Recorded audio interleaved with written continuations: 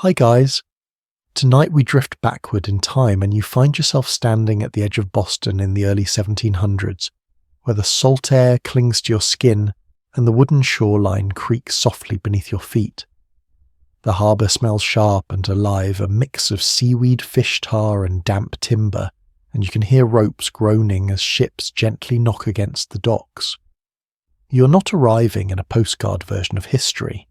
You're stepping into a working town that is busy, uncomfortable, and very real. The houses crowd close together as if for warmth, their dark windows watching you. Somewhere nearby a gull screams, and a man coughs deeply, the sound echoing between buildings. You probably will not survive this without a serious adjustment period, so before you get comfortable, take a moment to like the video and subscribe, but only if you genuinely enjoy what I do here. And while you're settling in, feel free to drop a comment with where you are listening from and what time it is there right now. Now dim the lights and let your breathing slow as you take your first careful steps into everyday life 3 centuries ago. You arrive not as a hero or a visitor of importance, but as an ordinary presence, the kind that blends into the background. Boston in the 1700s is smaller than you might expect, home to roughly 10,000 people at the start of the century, which is a well-established historical estimate. Yet it feels crowded because everything is close, loud and shared. Space is precious. Privacy is rare. The ground beneath you is uneven, a patchwork of packed earth stones and mud that shifts slightly under your boots. There are no neat sidewalks. You walk where you can. The town curves inward from the water, shaped by necessity rather than planning.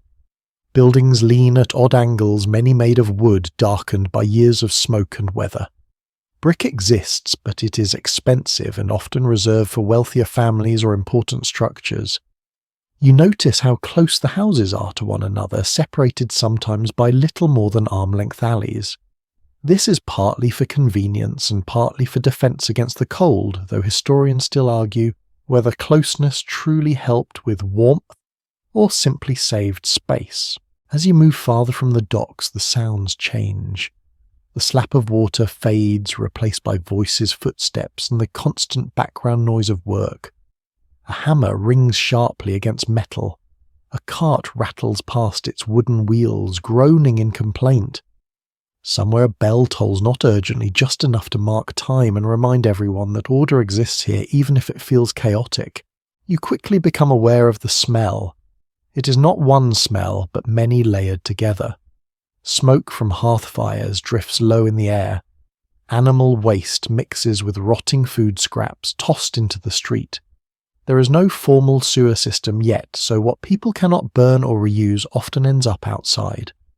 A quirky detail from the period is that some residents believed strong smells could ward off illness, so the stench is sometimes tolerated as protection rather than a problem. You pause near the water again, watching men unload barrels from a ship that arrived with the tide. Goods move slowly here. Every crate is lifted by hand, every rope pulled with effort. Imported items like sugar, molasses and cloth are precious, and their arrival sets off quiet excitement. Boston's economy depends heavily on trade, especially within the British Empire, which is a mainstream historical fact that shapes nearly every aspect of daily life. You notice how people look at one another. There is curiosity, but also caution. In a town this small, strangers stand out. Community matters deeply here, and reputation travels faster than you might expect. A single rumour can follow you for years. People glance at your clothes, your posture, the way you move, silently placing you somewhere in the social order. The shoreline itself feels busy but fragile. Docks are made of wood that swells and shrinks with the weather, and maintenance is constant. Fires are an ever-present fear, especially near the harbour, where tar rope and timber sit side by side. Bucket brigades are a normal part of life, and everyone knows where the nearest well is just in case. As you stand there, you realise how exposed everything feels. There are no streetlights yet, only the promise of candles and lanterns after sunset. Night will change this place completely. for now daylight keeps things moving, keeps people visible and accountable. The sun is your clock, your permission to work, and your warning to finish before darkness settles in. You walk slowly, letting your body adjust to the pace. No one rushes in the modern sense, but everyone is busy. Idleness is frowned upon. Even children move with purpose, carrying small bundles or running messages. One small and debated detail is how much free time people truly had. Some scholars suggest moments of rest existed between tasks, while others argue that survival left little room for leisure. You pass a cluster of homes where doors stand open despite the chill. Inside you glimpse simple furnishings, a table, stools, maybe a chest. Fireplaces dominate the rooms both for cooking and heat. Glass windows are small and expensive, so light enters sparingly. The interiors feel dim even during the day, and your eyes take a moment to adjust. The people themselves wear practical clothing, layered and worn. Nothing is purely decorative. Every button, every stitch has a purpose. Repairs are constant. A torn sleeve is not thrown away, but patched, then patched again. Fabric is valuable, and waste is a luxury few can afford. You begin to understand that arrival here is not dramatic.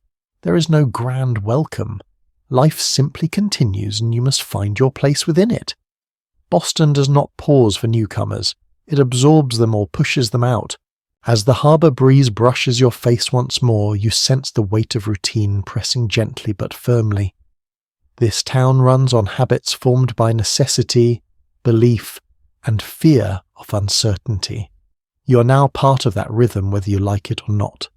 And as you take another slow breath, the streets ahead invite you deeper, promising noise, labour, and stories that unfold one ordinary day at a time. You step forward into the streets, and the ground immediately reminds you that this is not a place designed for comfort. The road beneath your feet is uneven and soft in places, hardened in others, a shifting mix of dirt, stones, straw, and whatever has been dropped or spilled and not yet cleared away. After rain, it becomes a slow-moving mess that clings to your shoes. In dry weather, dust rises with every step. There is no winning scenario here, only adaptation. The streets are narrow, winding, without much logic, bending around property lines and old habits, rather than any formal plan. This is a well-known historical reality of early Boston, where growth happened organically, rather than by design. You often have to press yourself close to a wall to let a cart pass, and when it does, it announces itself loudly. Wooden wheels grind against axles, horses snort and stamp, and drivers shout warnings that echo down the lane. You learn quickly to listen for sound before sight. Noise is constant, but it's not chaotic in the modern sense. It has a rhythm. You hear church bells marking hours and events, a shared timekeeping system that everyone understands. Blacksmiths hammer metal in steady patterns. Shopkeepers call out to passers-by advertising bread candles or fresh fish before it spoils. Somewhere nearby a dog barks, then another answers. The town speaks in layers of sound. The smell follows you everywhere. You catch the sharp tang of tanning hides from a nearby workshop mixed with the sour scent of fermenting waste. Household refuse often ends up tossed into the street where pigs, dogs and chickens pick through it. A quirky detail from the period is that pigs were sometimes encouraged to roam freely as unofficial clean-up crews, though historians still debate how effective or hygienic this truly was. You notice that people walk with purpose, eyes forward, shoulders slightly hunched. They are used to navigating obstacles, both physical and social. A spilled bucket, a loose board, a sudden argument, any of these can block your way. You step around a small stream of murky water running down the centre of the street, likely the result of someone emptying a chamber pot. This is normal here. Unpleasant, but expected. Buildings loom close on either side. Upper floors often jut outward, narrowing the street even more. Laundry hangs from windows, dripping slowly, adding to the dampness below. You hear muffled conversations through thin walls, arguments, laughter, a baby crying. Privacy is more of an idea than a reality. Everyone knows something about everyone else, whether they want to or not. As you walk, you pass signs hanging above doorways, carved or painted symbols instead of written names. Literacy exists, but visual markers are quicker and more inclusive. A boot for a cobbler, a sheaf of wheat for a baker. These signs creak gently in the breeze, adding a soft wooden knock to the soundscape. They also serve as landmarks, helping you remember where you are in a town without street numbers. The street itself feels alive underfoot. You can feel vibrations when a cart passes nearby, the subtle tremor travelling through packed earth. In winter, these roads freeze into rutted tracks of ice, making walking a careful dance. In summer, heat rises from the ground, carrying every smell with it. Seasonal extremes shape how you move and how long you stay outside. You notice children weaving through the crowd with surprising confidence. They know these streets well. They dart between adults carrying messages or small bundles, sometimes barefoot despite the rough ground. Child labour is an accepted part of life here, a mainstream historical fact, though the age and intensity of that labour remains a topic scholars continue to debate. Voices rise and fall around you. Accents vary, reflecting a mix of English settlers, Irish labourers, African people, both free and enslaved, and sailors from distant ports. Boston is more diverse than it first appears, though social boundaries remain strict. You sense them in the way people step aside for some and block others without thinking. Mud splashes your clothing as a cart passes too close. No one apologises. This is simply part of sharing space. Cleanliness is relative here. A freshly washed garment can be dirtied again within minutes. People accept this with a kind of resigned patience. It is easier to adapt than to fight the environment. You pass a public well where several women wait their turn buckets in hand. The well is a social hub, a place where news travels quickly. A comment made here can spread through the neighbourhood by evening. This informal communication network is essential in a town where printed news is limited and slow. Street maintenance exists, but it is inconsistent. Residents are often responsible for the section in front of their homes. Some take pride in it, others do the bare minimum. This creates a patchwork effect where one stretch is relatively passable and the next is a disaster. You learn to watch your step and read the ground ahead. A small crowd gathers around an argument near a shop door. Two men dispute the quality of goods. Their voices are sharp but controlled. Physical violence is discouraged not out of gentleness, but because public order matters. Punishment is visible and memorable. Here, something you will come to understand more deeply later. As you continue walking, the street curves unexpectedly revealing another cluster of homes and shops. You feel slightly disoriented. There are no maps posted, no clear signage. Navigation relies on memory, routine, and asking questions. You realize how quickly you would be lost without local knowledge. The sky above is often cut into narrow strips by overhanging roofs. Light filters down unevenly, creating patches of brightness and shadow. In these moments, the street feels almost intimate, like a shared hallway rather than a public space. You slow your pace, adjusting to the rhythm around you. The street is not something you pass through quickly. It demands attention, patience, and awareness. Every step is a small decision. Where to place your foot, who to avoid, when to pause. By the time you reach the end of the lane, you feel the subtle fatigue of constant vigilance. Living here means always being alert, always negotiating space. The street is the town's bloodstream, carrying goods, people, smells, and sounds from one place to another. And as you move with it, you begin to feel how deeply it shapes daily life, long before you ever reach your destination. You turn from the street and step into one of the houses, and the change is immediate. The noise dulls, not disappearing but softening, filtered through thick wooden walls that have absorbed decades of sound and smoke. The doorway's low, forcing you to dip your head slightly, and as you enter, the smell shifts. Here it is wood ash, old fabric, and something faintly sour that never quite leaves. This is home, at least by the standards of 1700s Boston. The room is smaller than you expect. Ceilings are low to conserve heat, and the space feels compressed as if the house is hugging itself against the cold. A large fireplace dominates one wall. It is the heart of the home, providing warmth, light, and a place to cook. This is a mainstream historical reality for colonial households, where nearly all daily activities cluster around the fire. Even in warmer months, the hearth remains central, its presence constant. Light enters sparingly through small windows fitted with thick glass panes or sometimes oiled paper. Glass is expensive, so windows are precious and often uneven, slightly warped. The light that comes through is muted, casting soft shapes rather than sharp edges. Shadows gather in corners, and your eyes take a moment to adjust, just as they would every day if you lived here. Furniture is minimal and sturdy. A heavy wooden table sits near the fire, its surface scarred by years of use. Stools and benches replace chairs in many homes, easier to move and cheaper to make.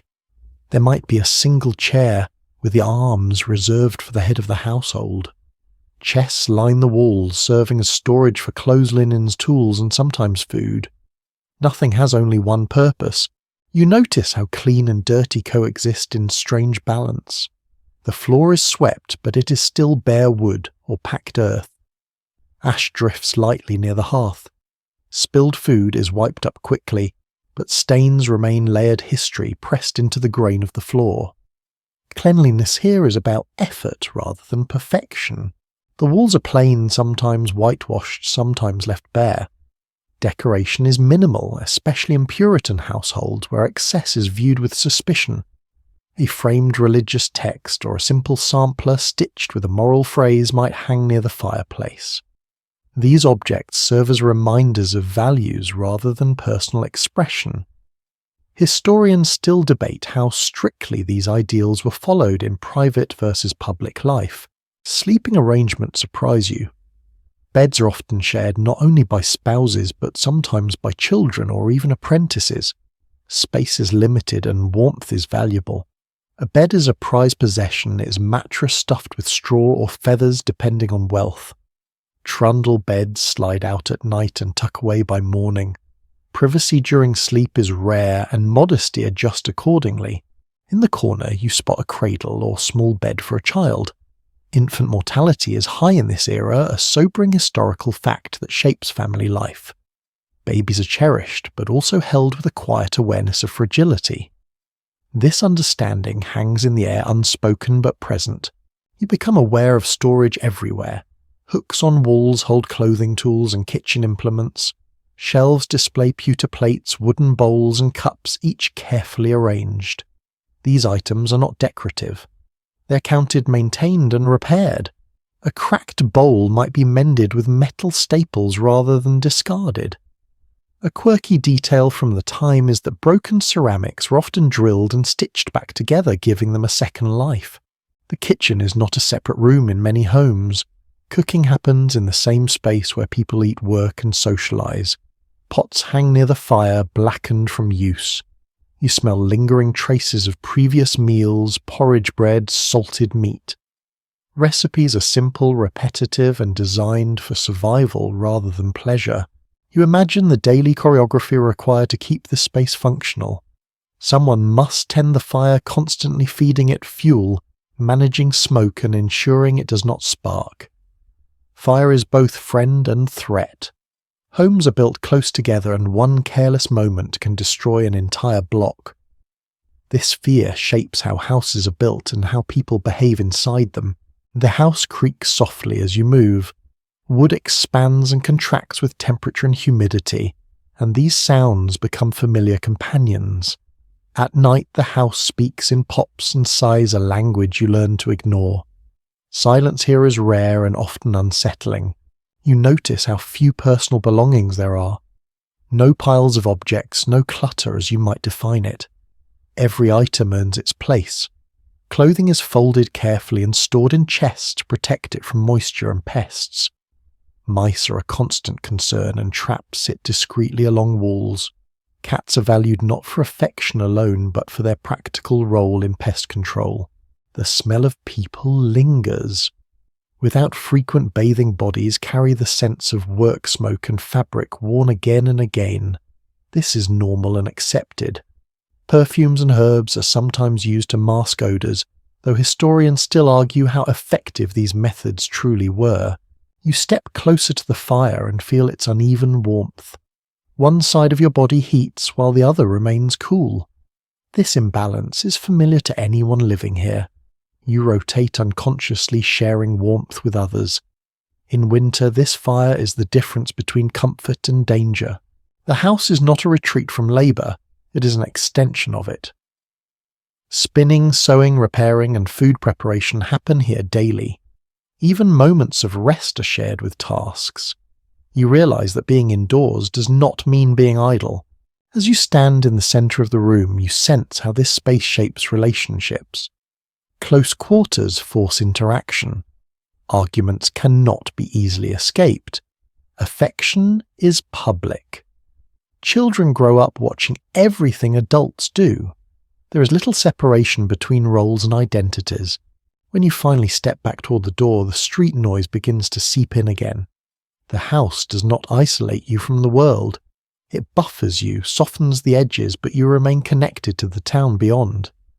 You understand now that these homes are built less for comfort and more for endurance. They shelter bodies, habits, and beliefs, holding families together through long winters and uncertain futures. And as you cross the threshold once more, you carry that understanding with you into the rhythm of the day. You wake before the sun fully commits to the sky, not because you want to, but because the house itself begins to stir. The fire from the night before has faded into dull embers, and the room feels colder than when you fell asleep.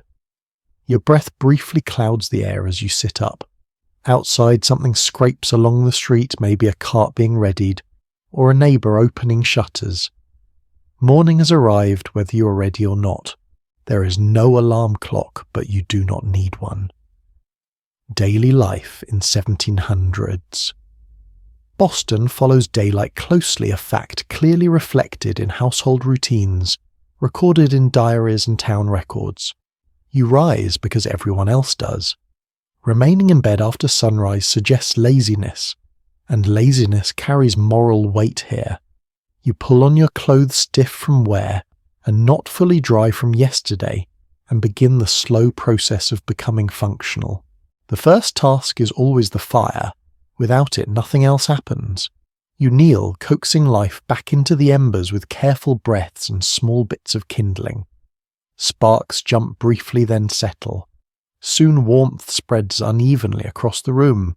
This ritual repeats every morning, and missing it throws the entire household off balance.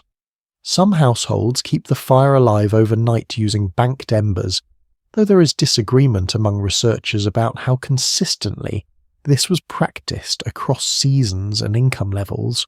As the fire grows, the house fills with a familiar smell of smoke and wood. Your eyes sting slightly and you blink until the sensation fades. Someone sets a pot over the flames, water inside slowly warming. Breakfast will not be elaborate. It rarely is. Porridge made from cornmeal or oats is common, filling and cheap. Bread from the previous day might be softened by dipping it into warm liquid. This kind of meal appears repeatedly in surviving household accounts from the period. You hear movement around you. Children stir, rubbing sleep from their eyes. They're expected to help even at young ages. One fetches water, another gathers tools. There is no sense of easing into the day. It begins abruptly and you match its pace because there is no alternative.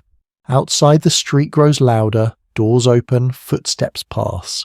Someone calls out a greeting that is returned without much enthusiasm. Morning is practical, not social. You step outside briefly, the cold air sharpening your senses. The sky is pale, streaked with early light. The smell of the town changes at this hour, less waste, more smoke, more damp earth. Water must be collected. You carry a bucket to the nearest well, joining others already there. Conversation is brief and focused. Everyone wants to return home quickly to continue their work. Lifting the bucket strains your arms and you're careful not to spill. Clean water matters. Illness spreads easily and people are keenly aware of the risks, even if they do not fully understand the causes. Some still believe sickness travels through bad air, a theory widely accepted at the time. Back inside, the water is portioned carefully. Nothing is wasted. Washing is limited, often focused on hands and faces. Full bathing is infrequent, sometimes seasonal, sometimes tied to necessity. An unusual detail from the era is that some believed excessive bathing weakened the body, a belief that lingered despite occasional challenges from more progressive thinkers. Work begins almost immediately. Clothing is mended, tools are checked, food is prepared for later. If you live with others, tasks are divided along familiar lines.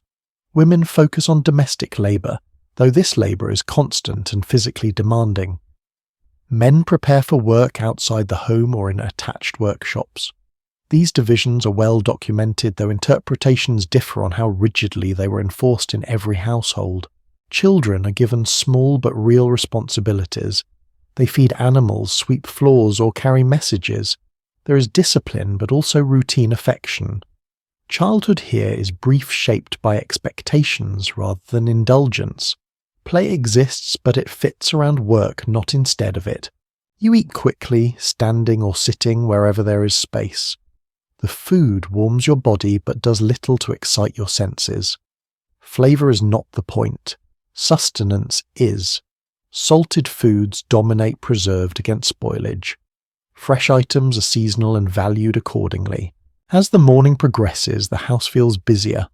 Light strengthens through the small windows, revealing dust in the air and wear on every surface. You become aware of time passing, not by clocks, but by tasks completed.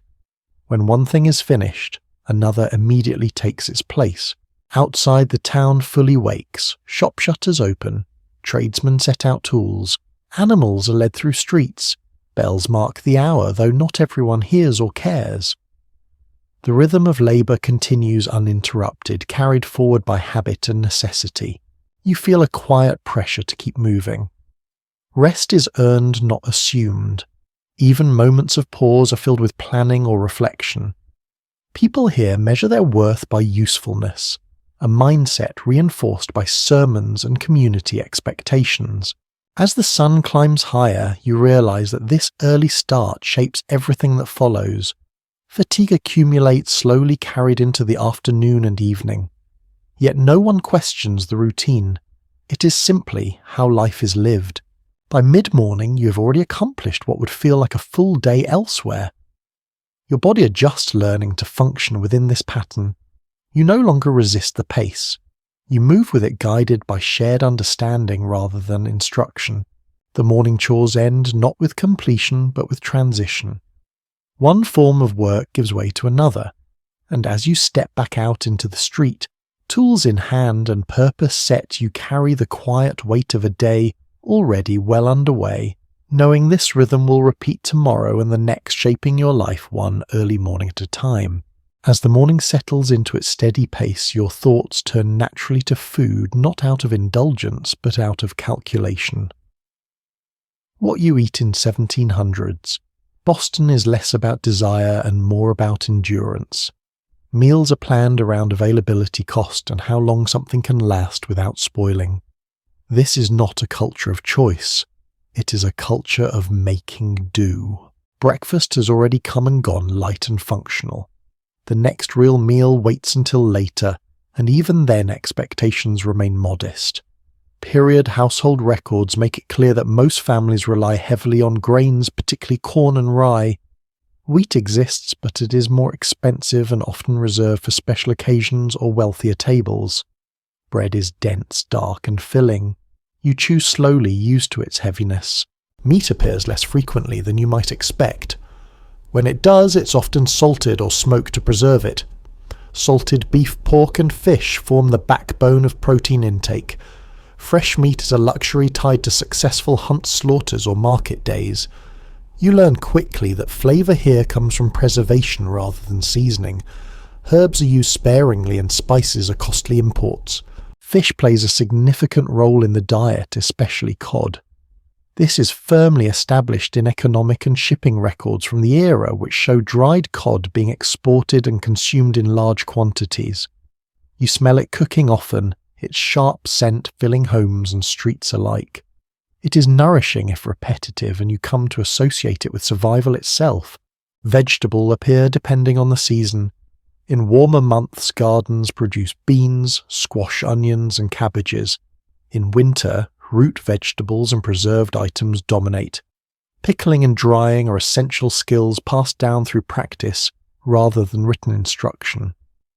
A small but curious habit from the time is the use of pumpkin in unexpected ways, not just in pies but mixed into stews and even bread to stretch flour supplies. Sugar is present but limited. Molasses imported through trade networks tied to the Atlantic world sweetens many dishes. It is cheaper than refined sugar and more widely used. You taste it in porridge-baked goods and even some savoury recipes. This reliance on molasses links everyday meals to distant plantations and labour systems that remain mostly invisible in daily conversation. Meals are eaten simply, plates may be pewter or wood, utensils are basic, hands are used freely. Everyone eats what is available, and there is little accommodation for preference. Children learn early not to complain. Food is work made edible, the result of hours of labour in fields, kitchens and markets. You notice how leftovers are treated with care. Nothing is casually thrown away. Bones become broth.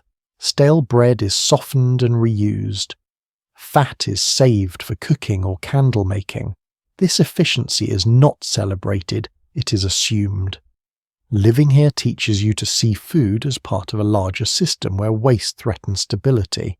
Dinner, when it comes, is often the main meal of the day. It might include a stew simmered slowly over the hearth, combining whatever is on hand. The smell is comforting familiar.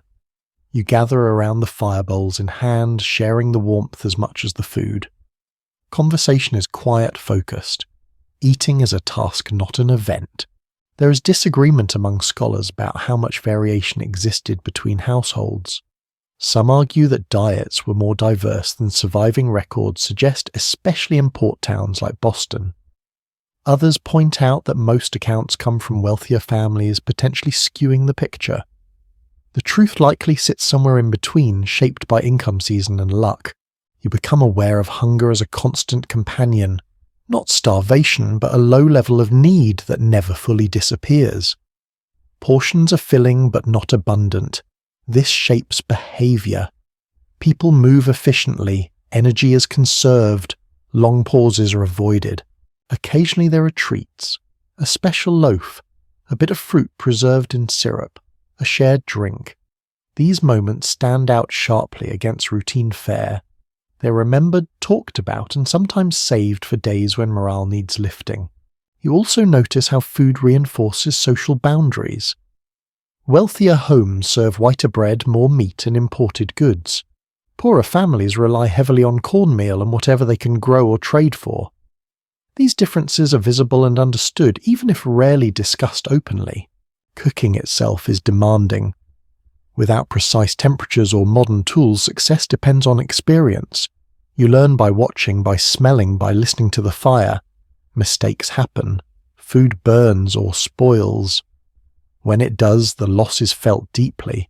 As the day moves on, the memory of your last meal fades into the background, replaced by work and movement. Hunger becomes a quiet signal rather than an urgent problem. You accept it, adjusting your expectations. By evening, when another simple meal arrives, you greet it with gratitude rather than anticipation. Eating here is not about pleasure. It's about continuity. Each meal is a small reassurance that life will carry on another day. As you set your bowl aside and wipe your hands, you realize how deeply food structures your thoughts and schedule. It marks time. It measures effort. And in its plain, repetitive way, it ties you firmly to the rhythm of Boston life, grounding you in a world where survival is built one careful meal at a time. After food, your attention turns to thirst, a quieter but equally constant concern. In 1700s, Boston drinking is never a casual act. Every sip carries questions of safety, habit, and tradition. You reach instinctively for water, but you quickly learn that water here is treated with caution rather than trust. Wells dot the town, shared by clusters of homes and maintained with varying degrees of care. Town records and personal journals make it clear that wells are essential infrastructure, yet their cleanliness depends largely on location and vigilance. A well uphill from waste stands a better chance. One downhill invites trouble. You lower a bucket and listen as it hits water with a dull splash, hoping this source remains safe today. Many people believe illness comes from foul air rather than contaminated water. This belief shapes behaviour in subtle ways. Water that smells or tastes off might still be consumed if it looks clear enough. At the same time, drinks that have been altered through brewing or fermentation feel more reliable. This is why ale and small beer appear so often at the table, even for children. Small beer is not what you might imagine. It is weak low in alcohol and brewed quickly. It shows up at breakfast, dinner, and throughout the day. Contemporary accounts describe it as nourishing and safer than plain water, a view widely accepted at the time. You drink it without ceremony, its taste thin and slightly sour, barely noticeable after a while. Cider is another staple, especially in seasons when apples are abundant.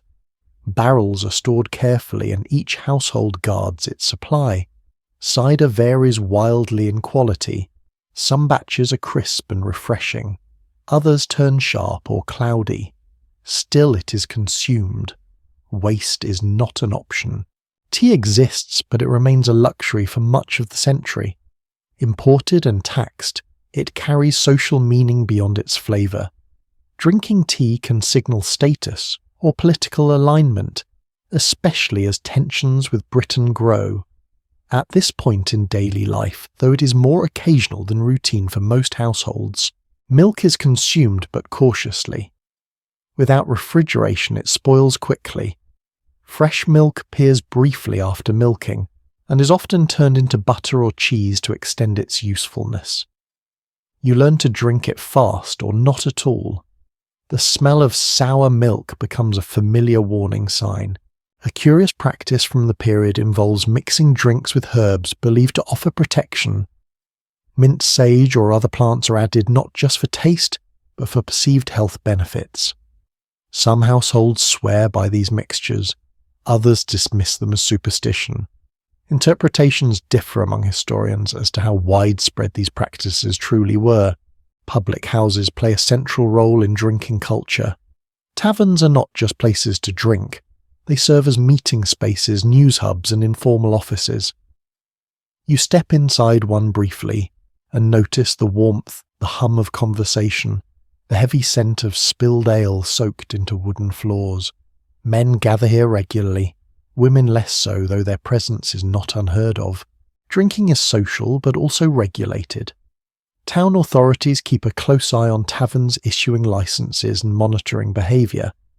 Excessive drunkenness is frowned upon, not because alcohol itself is condemned, but because loss of control threatens order. Punishments exist for those who overindulge publicly. You notice how drinks mark the passage of time. Morning beer signals the start of labour. A midday drink offers brief relief.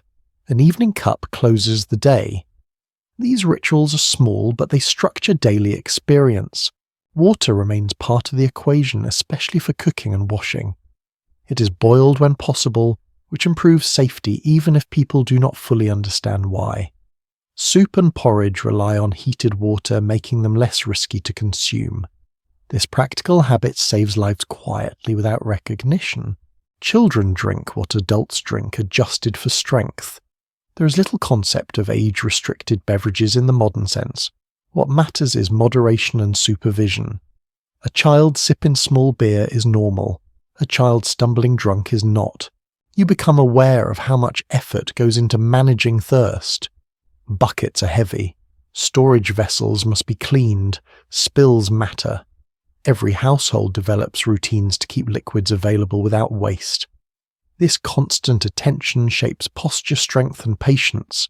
There is some disagreement among scholars about how often people actually fell ill from drinking water, compared to other sources of disease. Records are incomplete, and symptoms overlap.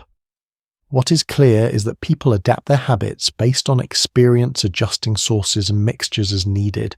As the day warms, you feel thirst rise again. You drink without thinking too much, trusting routine over analysis. This trust is earned slowly through repetition rather than certainty. By evening, as the fire crackles and conversation softens, a final drink settles you. It is not indulgent. It is grounding. Liquids here are not luxuries. They are carefully managed tools for survival. As you set the cup aside, you understand that staying hydrated in this world requires awareness, compromise, and tradition. Every sip ties you to shared knowledge passed quietly between neighbours and generations. And as your body relaxes, you carry that understanding forward, ready to dress, work, and endure another ordinary day shaped by simple, essential choices. You dress slowly, layer by layer, learning that clothing here is not about style so much as survival. Each garment has a purpose, and together they form a kind of portable shelter against cold wind and constant wear. You do not choose an outfit. You assemble protection. The first layer sits close to your skin. Linen shifts absorb sweat and protect outer garments from oils and dirt. They are washed when possible, but not often. Soap exists made from animal fat and lye, though it is harsh and used sparingly. Over this, wool dominates. Wool retains warmth even when damper quality people rely on without needing scientific explanation. This material choice shows up repeatedly in probate inventories and household accounts from the period. Your clothes feel heavier than what you're used to. Fabric is thick, seams are sturdy, and movement requires adjustment. Sleeves are snug. Buttons are numerous and slow to fasten. This is intentional. Clothing must stay in place during work. There is no stretch, no give. You move carefully, aware of each layer. Colours are muted. Browns, greys, deep blues. Bright dyes exist, but they are expensive and fade quickly. Some colours carry social meaning, though enforcement varies. Certain hues suggest wealth or profession, others signal mourning or modesty. These codes are understood instinctively even if no one explains them outright. Shoes are simple, often made of leather with thin soles. They offer little cushioning and your feet feel every stone in the street. Many people own only one pair, repaired again and again, until the leather softens and thins. Cobblers stay busy and their work keeps people walking. You become aware of itching. Lice are a common problem accepted with resignation rather than panic. Combs designed to remove them are kept close at hand. This is an uncomfortable reality of daily life, rarely mentioned in official documents, but quietly acknowledged in personal writings. People manage it as best they can, washing when able, changing linen when possible. Clothing repair fills many hours. Tears are patched. Buttons are replaced. Stockings are darned carefully. This work often falls to women, though men participate when necessary. The idea of discarding clothing for minor damage would seem wasteful, even irresponsible. Laundry day is a major event. Water is heated over the fire. Garments are scrubbed, beaten, and wrung out by hand. The process is exhausting and time-consuming. Clothes are then hung to dry weather, permitting or laid near the fire. A small but notable habit involves scenting clean clothes with herbs to mask lingering odours, an effort that offers limited success but some comfort. Head coverings are common. Hats, caps, and bonnets protect against sun, cold, and judgment. Going uncovered can invite attention or criticism depending on gender and circumstance. Hair is kept simple. Styles are practical and easy to maintain. Wigs exist, especially among wealthier men, but they are not everyday wear for most people. As the day progresses, your clothing becomes a record of your labour. Dirt collects at hems. Sleeves darken from contact with tools. Smells settle into fabric. You stop noticing these changes after a while. Everyone looks much the same by afternoon. There is some uncertainty among historians about how strictly clothing regulations were followed outside formal settings. Laws and sermons suggest one thing, daily behaviour suggests another. What is clear is that clothing communicates status intention and belonging without words. You notice how children dress as smaller versions of adults. Practicality overrides comfort. Growth means frequent alterations, letting out seams rather than replacing garments. Clothing grows with the child as long as possible. Weather dictates everything. In winter, layers multiply. In summer, heat becomes oppressive, but clothing changes little. Modesty and protection outweigh comfort. You sweat beneath wool and linen, accepting discomfort as part of the deal. Accessories are minimal. Belts hold tools. Pockets are rare, so small items are carried in pouches or tied into garments. Every addition serves a function. As evening approaches, you remove outer layers near the door, shaking out dust and debris. Clothes are hung carefully ready for tomorrow. There is no concept of resting clothing. What you wear today, you wear again soon. Standing there, you realize how deeply clothing shapes posture movement and even mood. You stand straighter. You move deliberately. Nothing is casual. Getting dressed is not an expression of identity. It is preparation. As you settle into the rhythm of the day, the weight of your clothes becomes familiar, almost comforting. They hold warmth, history, and habit close to your body. And as you step back into the street, you carry with you the quiet understanding that even something as simple as getting dressed is an act of endurance in this world. You spend the middle of the day surrounded by work, the kind that leaves its mark on your hands, your back, and your patience. Boston hums with production, not on a grand industrial scale, but through hundreds of small workshops where skill matters more than speed. You step into one of these spaces and immediately feel the heat, the closeness, the weight of effort hanging in the air. The workshop smells of wood shavings, metal filings, sweat and oil. Light enters through a narrow window, catching dust motes that drift lazily before settling on every surface. Tools hang from pegs or rest on benches worn smooth by years of use. Each one has a place. Misplacing a tool costs time, and time is not easily spared. Trades define much of daily identity here. You're not just a person, you're a cooper, a blacksmith, a printer, a tailor. This connection between occupation and self appears clearly in town records and tax rolls from the period. Your work announces who you are long before you speak. You watch a blacksmith at work, his movements practiced and economical. The ring of hammer on metal is sharp and rhythmic, echoing down the street. He works close to the fire heat, radiating outward in waves. Sweat runs down his face, leaving pale streaks through soot. There is no wasted motion. Every strike has intention behind it. In another space, a carpenter planes a board, curls of wood piling at his feet. The scent is clean and sharp. His hands move steadily, guided by touch as much as sight.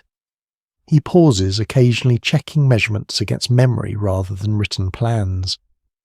Many trades rely on experience passed from master to apprentice, learned through repetition rather than instruction manuals. Apprentices are everywhere, often boys in their early teens, sometimes younger. They sweep floors, fetch materials, and observe quietly until trusted with more responsibility. Their labour is essential, though their treatment varies widely. Some are housed and fed well, others endure harsh conditions. Accounts from the era suggest both experiences existed side by side, and the full picture remains uneven. Women work too, though their labour often takes place within homes or small shops attached to them. Spinning, weaving, sewing, and food production fill long hours. These tasks rarely earn the same recognition as male trades, yet they support entire households.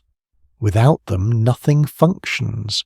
This imbalance is noted repeatedly by later observers trying to reconstruct daily economies. You notice how sound defines these spaces. The scrape of tools, the hiss of hot metal meeting water, the low murmur of instruction. Silence feels wrong here. Noise means productivity. A quiet workshop suggests trouble or idleness. Breaks are brief. Someone wipes their hands, takes a swallow of drink, then returns to work. There is no formal lunch hour. Eating fits between tasks. A piece of bread, a bite of meat swallowed quickly. A small but striking detail is how dangerous this work can be. Burns, cuts, crushed fingers. Injuries are common, accepted as part of the trade. Protective equipment is minimal. Skill reduces risk but never eliminates it. People work carefully, not cautiously trusting habit to keep them safe. You see how workshops connect directly to the street. Doors stand open when weather allows, blurring the line between public and private. Passers-by glance in, sometimes stopping to talk or negotiate. Business happens face-to-face, built on reputation rather than contracts. Payment is not always money. Barter is common. A repaired tool in exchange for food. A finished barrel for future favours. Coin exists, but it moves slowly. This flexible economy keeps people afloat, though it also creates tension when expectations differ. There's ongoing discussion among historians about how specialised labour truly was in towns like Boston. Some evidence suggests individuals often practiced multiple trades out of necessity. Others point to increasing specialisation as the century progresses. What you observe feels like a blend of both, shaped by demand and circumstance. As the afternoon wears on, fatigue settles in. Arms ache. Backs stiffen. Still work continues. Stopping early is not an option. Orders must be filled. Promises kept. The future depends on today's output. You become aware of the social structure within these spaces. Masters command respect. Journeymen occupy a middle ground, skilled but still dependent. Apprentices remain at the bottom, learning and enduring. These roles are understood without explanation, reinforced daily through behaviour rather than rules. Occasionally conversation drifts beyond work. News from the docks, a rumour about prices, a complaint about taxes. These exchanges are brief, cautious. Politics simmers beneath the surface, but open dissent is rare during working hours. The air grows thick as the sun lowers. Light shifts, casting longer shadows across benches and floors. Someone opens a door wider to let in fresh air, and with it the sounds of the street return. As tools are finally set down, there is a moment of collective release. Shoulders relax slightly. Voices soften. The day's labour has left its mark, visible in grime and posture. You step back outside, hands tired, senses dulled by repetition. Work here is not a means to an end. It is the structure of life itself, shaping days, bodies and relationships. And as you walk away from the workshop, you carry with you the steady rhythm of effort that defines Boston, knowing tomorrow will sound much the same. You begin to notice that while the town's visible work happens in shops and streets, an enormous amount of labour unfolds quietly inside homes carried largely by women. This work does not announce itself with hammer strikes or shouted orders, yet it fills every hour and holds daily life together. You step back into a household space and feel the steady hum of tasks that never truly end. From the moment the fire is lit in the morning, responsibility settles in. Meals must be planned, ingredients managed, and timing carefully judged. Cooking is not a single task, but a chain of actions that stretch across the day. Water must be hauled, grain ground or soaked meat prepared, and pots cleaned afterward. Household journals from the period show how much time this alone consumes even before other duties begin. You watch hands moving constantly, spinning fibres into thread, mending clothes worn thin from labour, scrubbing wooden floors. These motions repeat daily, building skill through habit. There is little pause between one task and the next. When one thing is finished, another waits immediately. Rest when it happens is brief and often interrupted. Childcare weaves through everything. Infants are held while food is prepared. Older children are directed, corrected, and taught by example. Mothers rarely step away from work entirely. Instead, they fold children into it, guiding small hands and assigning age-appropriate tasks. This method of learning appears often in personal letters and family records. Laundry deserves its own attention. Washing clothes requires heating large quantities of water, lifting heavy garments, and wringing them dry by hand. The physical strain is significant. Arms ache, backs stiffen. This work often takes an entire day, and when it is done, the results are temporary. Clothes will be dirty again within hours. Still, the task must be repeated. Food preservation occupies much of the year. In warmer months, women dry herbs, pickle vegetables, and prepare stores for winter. In cooler seasons, they monitor these supplies, carefully checking for spoilage. A small miscalculation can mean hunger later. This responsibility carries quiet anxiety, rarely spoken but always present. One lesser-known detail is how often women manage household finances. While men may handle larger transactions daily, budgeting often falls to women. They track what is left, what can be traded, and what must be saved. This practical authority exists alongside social limitations, creating a complex balance of power that varies by household. Women also contribute directly to family income. Spinning and sewing produce goods that can be sold or traded. Boarding apprentices or taking in laundry brings additional resources. These contributions are essential, though they often go unrecognized in official records. Later researchers have worked to reconstruct this hidden economy, though gaps remain. You sense how expectations shape behavior. A well-run household reflects moral standing. Disorder invites judgment. Cleanliness, thrift, and diligence are seen as virtues tied closely to a woman's reputation. Sermons and advice manuals reinforce these ideals, though lived experience sometimes bends them out of necessity. Illness adds another layer of strain. When someone falls sick, women take on caregiving roles alongside existing duties. Remedies are prepared, bedding is cleaned, diets are adjusted. This labour is emotionally and physically demanding, and its outcomes are uncertain. Sources from the era describe both recoveries and losses with equal restraint. There is disagreement among scholars about how much autonomy women truly had within these constraints. Some evidence suggests meaningful influence over household decisions. Other accounts emphasize restriction and dependence.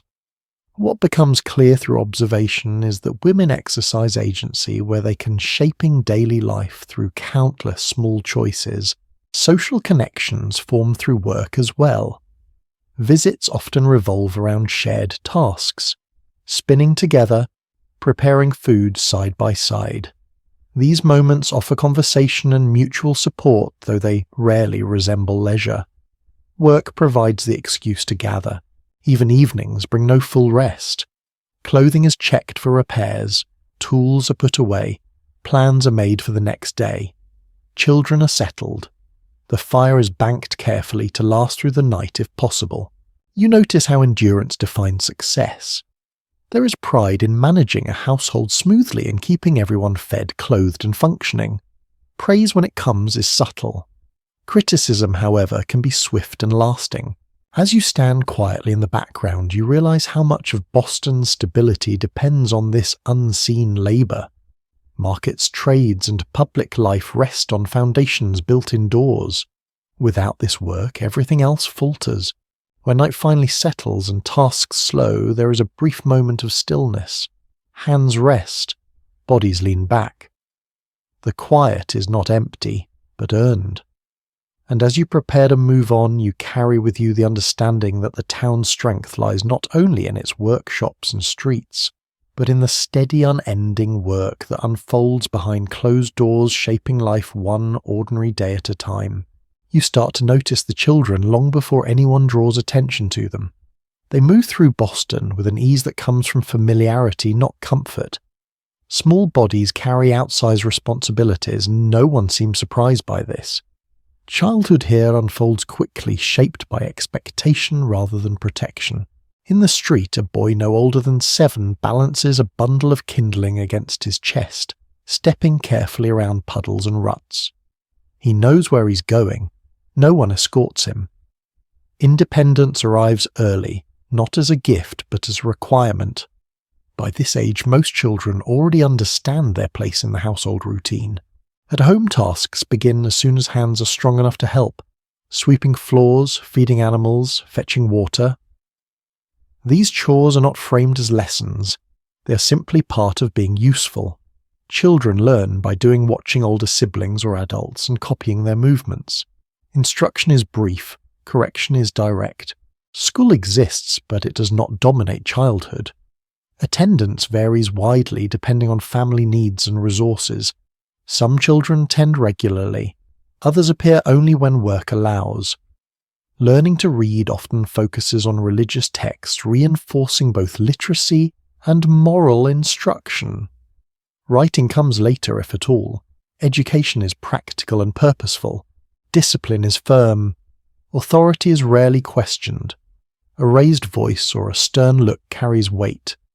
Physical punishment exists and is accepted as a corrective tool, though its frequency and severity differ from household to household. Accounts from the time describe both affectionate guidance and harsh enforcement, sometimes within the same family. Play does exist, though it is woven into the edges of the day. Children chase one another between tasks, invent games from scraps, or test their strength in small contests. These moments are brief but intense. Laughter erupts suddenly, then fades as work resumes. Toys are simple and often homemade. A stick becomes a sword. A ball is stitched from rags. You notice how children dress like smaller adults. Practical clothing restricts movement, yet they adapt quickly. Bare feet in summer toughen against rough ground. In winter, layers limit play, but children find ways to move anyway. Illness shadows childhood closely. Coughs linger. Fevers come and go. Families prepare for loss even as they hope for survival. This awareness does not make parents cold. It makes them cautious, sometimes restrained in affection. Love exists, but it is tempered by uncertainty. Older children take on heavier responsibilities. Boys apprentice or assist in trades. Girls assume more domestic work, learning skills they will rely on for life. These transitions happen gradually without ceremony. One day you are helping, the next you are needed. There is some uncertainty when looking back at how children themselves experience this life. Few left detailed personal accounts. What remains are adult observations and later interpretations. Some suggest resilience and satisfaction. Others point to exhaustion and pressure. The truth likely varies with circumstance. You see children absorbing the values around them: respect for elders, fear of disorder, pride in competence. These lessons are reinforced daily through repetition rather than explanation. Mistakes are corrected quickly. Praise is rare but meaningful. Friendships form naturally among children who work and live close together. Bonds are strong, shaped by shared routines and mutual reliance. Conflicts flare and fade just as quickly. There is little time to dwell on grievances. As evening approaches, children grow quieter. Energy fades. Bodies that worked hard during the day settle near the fire. Someone reads aloud, usually from a religious text. Others listen half-focused, half-drifting towards sleep. You watch a child's head nod, eyes closing as the voice continues. Sleep comes early and deeply. Tomorrow will begin before dawn, just like today. Standing there, you realize how quickly adulthood arrives in this world. Childhood is not a protected space. It is a preparation. And as you step away, you carry the quiet weight of that understanding, knowing that these children are already becoming the adults who will shape the town's future one task at a time. You find yourself sitting on a hard wooden bench, knees pressed close to someone else's, the room smelling faintly of damp wool and chalk dust. This is what schooling looks like in Boston during the early 1700s, when learning is less about curiosity and more about control. The space is quiet but not relaxed. Silence here is expected, not soothing. The schoolhouse is simple, often a single room heated by a small fire that never quite reaches the corners. Light filters in through narrow windows, and on cloudy days the room feels dim even at midday. Students squint at their book slips, moving silently as they repeat words under their breath. Reading is the priority. Writing, when it comes, is secondary. Most lessons centre on religious texts. Children learn to read using primers that combine the alphabet with moral instruction. Letters are paired with warnings, promises, and reminders of duty. Learning to read is not framed as empowerment. It is framed as obedience. Understanding scripture matters more than expressing ideas. The teacher stands at the front, posture, rigid, eyes alert. Authority in this room is unquestioned. Correction comes swiftly. A mistake is not just an error. It is a sign of inattention or moral weakness. This approach reflects broader beliefs of the time where discipline and virtue are closely linked. Not every child attends school regularly. Families weigh the value of education against the need for labour. If work demands attention, school waits. Attendance records from the period show irregular patterns, especially among poorer households. Learning happens when it cannot when it is scheduled. Girls attend some schools, particularly in early years, though their education often ends sooner than that of boys. Reading is encouraged so they can manage households and teach children. Writing and arithmetic are considered less necessary. These distinctions shape opportunities quietly long before adulthood. You notice how learning relies heavily on repetition. Students recite aloud again and again until words settle into memory. Understanding comes second to accuracy. There is little discussion. Questions are rare and often discouraged. Knowledge flows in one direction. Punishment remains part of the learning environment. A ruler taps sharply against a desk. A child is made to stand for long periods. These methods are accepted as normal, intended to shape behaviour as much as intellect. How effective this approach truly was remains unclear, as student voices are largely absent from the record. Books are precious. Several students may share one text. Pages are handled carefully, tiers are mended with paste. Margins are narrow, leaving little room for notes. Learning is communal and constrained by resources. You sense tension in the room, but also focus. Children sit upright, aware that attention is required. Drifting thoughts invite correction. Yet even here, moments of softness appear. A whispered hint, a glance of encouragement. These gestures pass quickly unnoticed by authority. Outside the schoolhouse, learning continues in other forms. Children absorb skills through observation and practice at home or in workshops. This practical education often proves more useful than formal lessons. Knowing how to measure grain or judge weather matters as much as reading a page. There is ongoing debate among later interpreters about how widespread schooling truly was, and how much it shaped everyday life. Some argue literacy rates were higher than expected. Others caution against overestimating access. What you see suggests a system that exists but unevenly. As the lesson ends, children file out quietly, books tucked under arms or left behind for safekeeping. The bench creaks as you stand, legs stiff from sitting still too long. Outside, the air feels freer, though work waits immediately. You walk away understanding that education here is not about dreaming of new futures. It's about reinforcing the present order. Reading teaches obedience. Discipline teaches endurance. Curiosity survives, but it learns to stay quiet. As the schoolhouse door closes behind you, the murmur of the town returns. Knowledge, like everything else in this world, is measured, managed, and shaped by necessity. And as you move back into the rhythm of daily life, the lessons linger not as inspiration, but as structure, steady and unyielding. You feel religion before anyone speaks about it.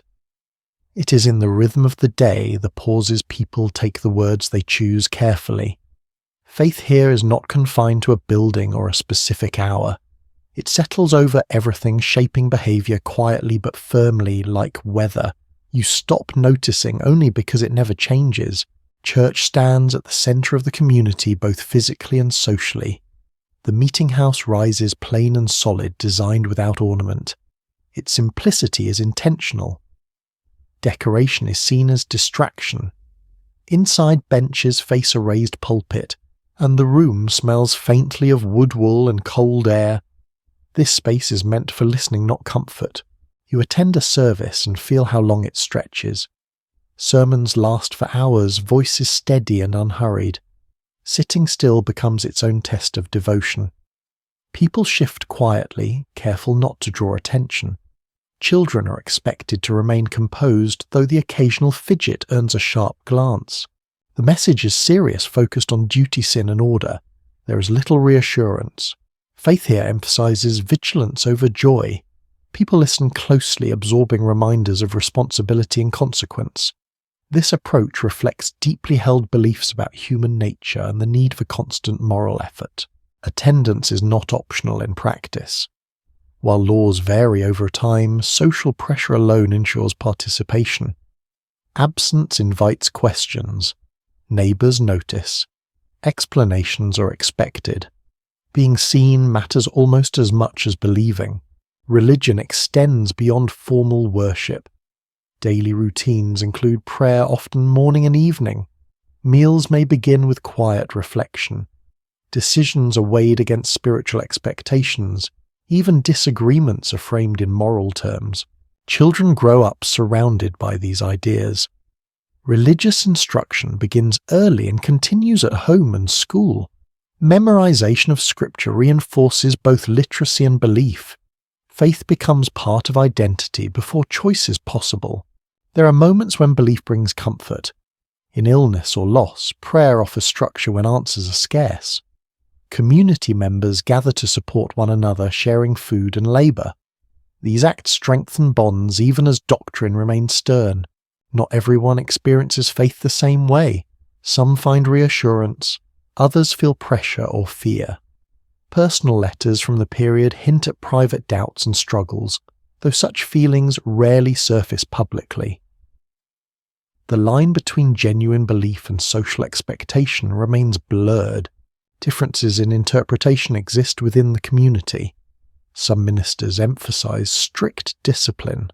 Others speak more gently, focusing on guidance rather than punishment.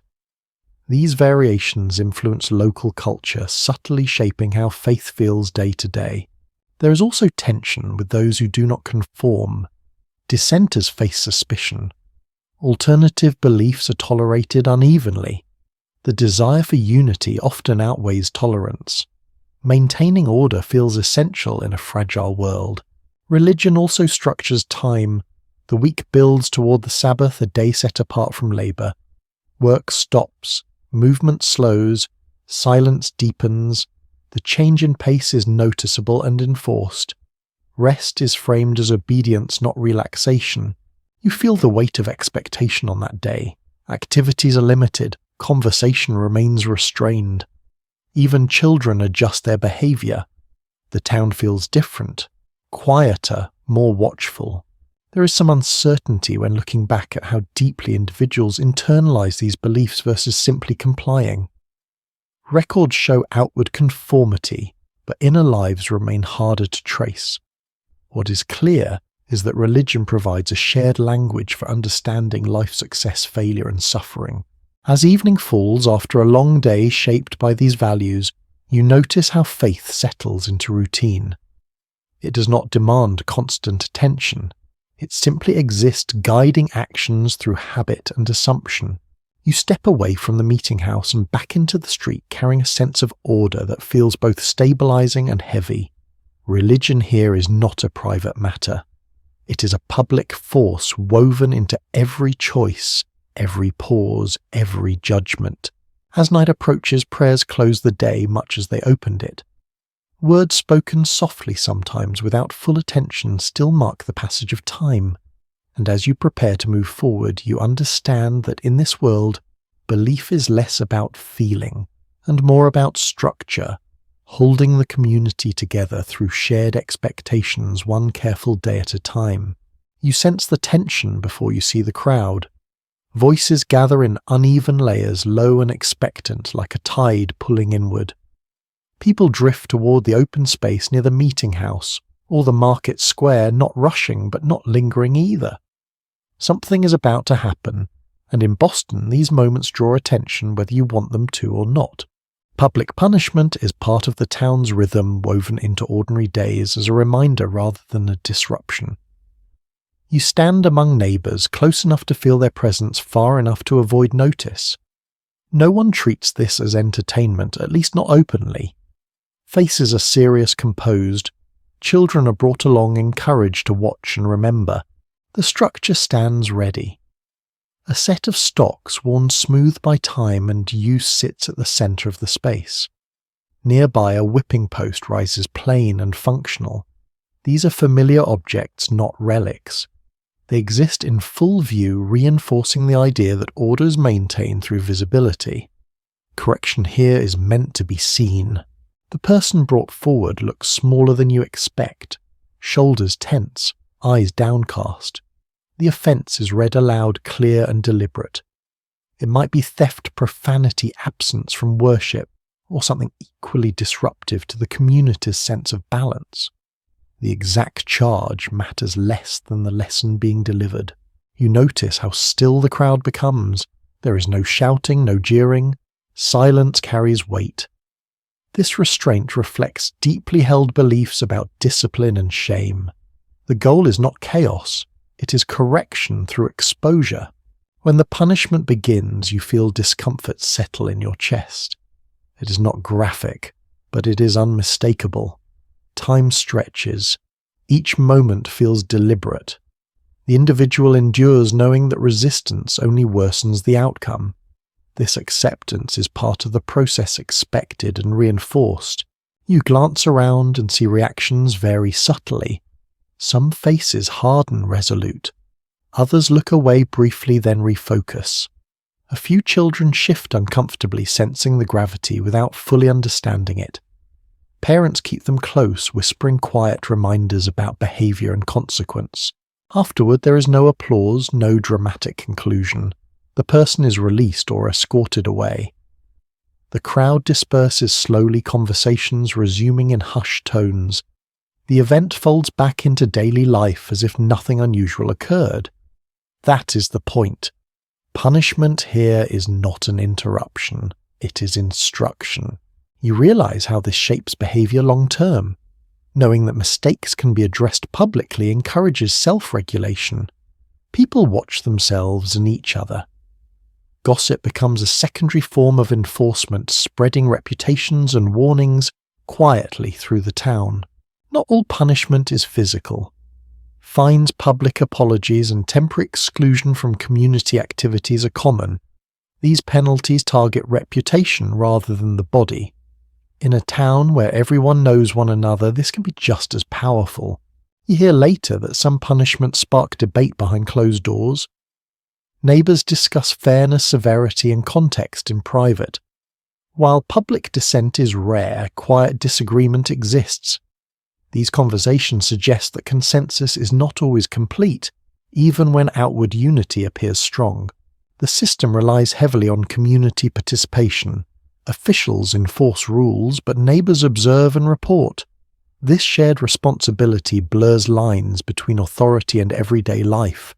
Order is maintained collectively for better or worse. You begin to understand how fear and familiarity coexist. The structures are always there, visible reminders of consequence. Yet most days pass without incident. People internalize expectations, adjusting behavior to avoid attention. As you walk away, the square returns to its usual state. Vendors resume selling. Children scatter. The stocks sit empty, waiting. Their presence lingers in your thoughts, heavy and unavoidable. You notice how quickly your own behavior shifts. You lower your voice, you choose your words more carefully. Even as an observer, the lesson works. Visibility changes conduct. By evening, the event feels distant, yet its impact remains. It seeps into conversation, into caution, into the way people move through shared spaces. Punishment here is not about vengeance. It is about preserving a fragile order in a world where stability feels hard-won. As darkness approaches and lanterns flicker to life, you carry this understanding with you. In Boston, correction is public memory as long, and the quiet weight of shared observation keeps the town moving in careful, measured steps, one watched moment at a time. You begin to understand how fragile the body feels in this place, how easily health slips from certainty into question. Illness is not an interruption to daily life in Boston. It is woven into it, expected, watched for, and quietly feared. A cough that lingers too long draws attention.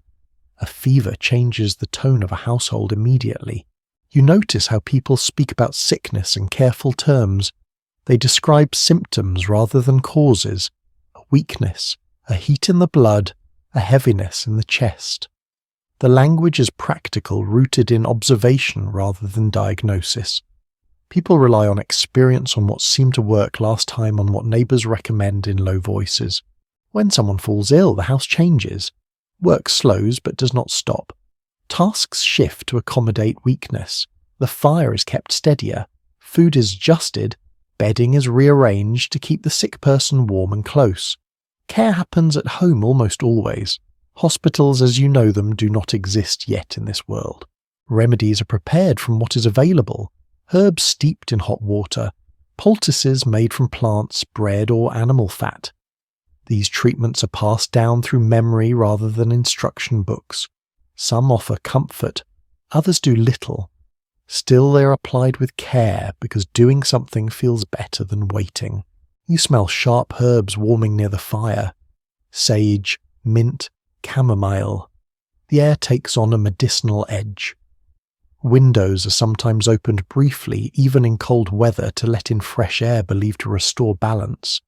At other times, shutters stay closed to protect the sick from drafts.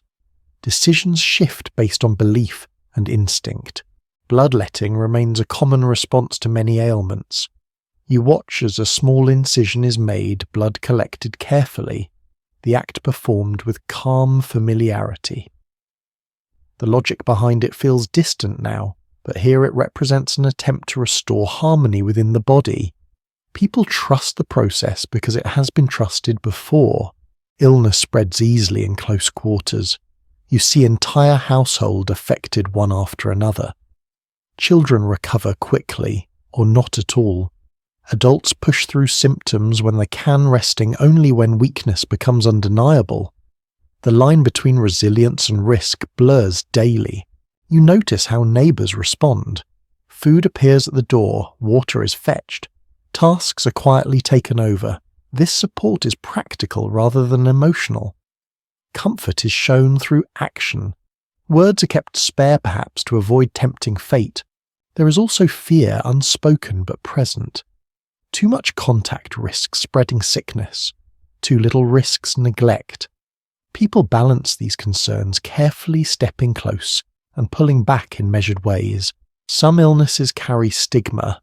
A prolonged sickness raises questions about moral standing or hidden causes. While kindness exists, judgment is never far away. Recovery restores not only health, but reputation. Children learn early to recognize signs of illness. They are taught what to report, what to avoid, when to stay away. This awareness shapes behavior long before understanding follows. Death, when it comes, is swift and familiar. There is grief, but also efficiency. Bodies are prepared quickly. Burial follows soon after. Long delays are rare. The living move forward because they must. There are moments of quiet uncertainty when treatments fail and explanations fall short. People search for meaning in these moments, often turning inward or upward. Prayer fills the gaps where certainty ends. You become aware of how much energy is spent on prevention. Cleanliness, as understood here, matters. Food is cooked thoroughly. Water is boiled when possible. Waste is managed as best it can be. These habits develop through hard experience rather than scientific understanding. Some households keep small collections of remedies, jars and bundles saved for future need. These collections are guarded, carefully shared only with trusted neighbours. Knowledge itself becomes a form of currency. As you sit near the fire in a house touched by illness, time feels different. Hours stretch, sounds soften. The crackle of flames, the slow breathing of someone resting, the occasional murmur of reassurance. Life narrows to essentials. Recovery, when it happens, is gradual. Strength returns in stages. Appetite comes back slowly.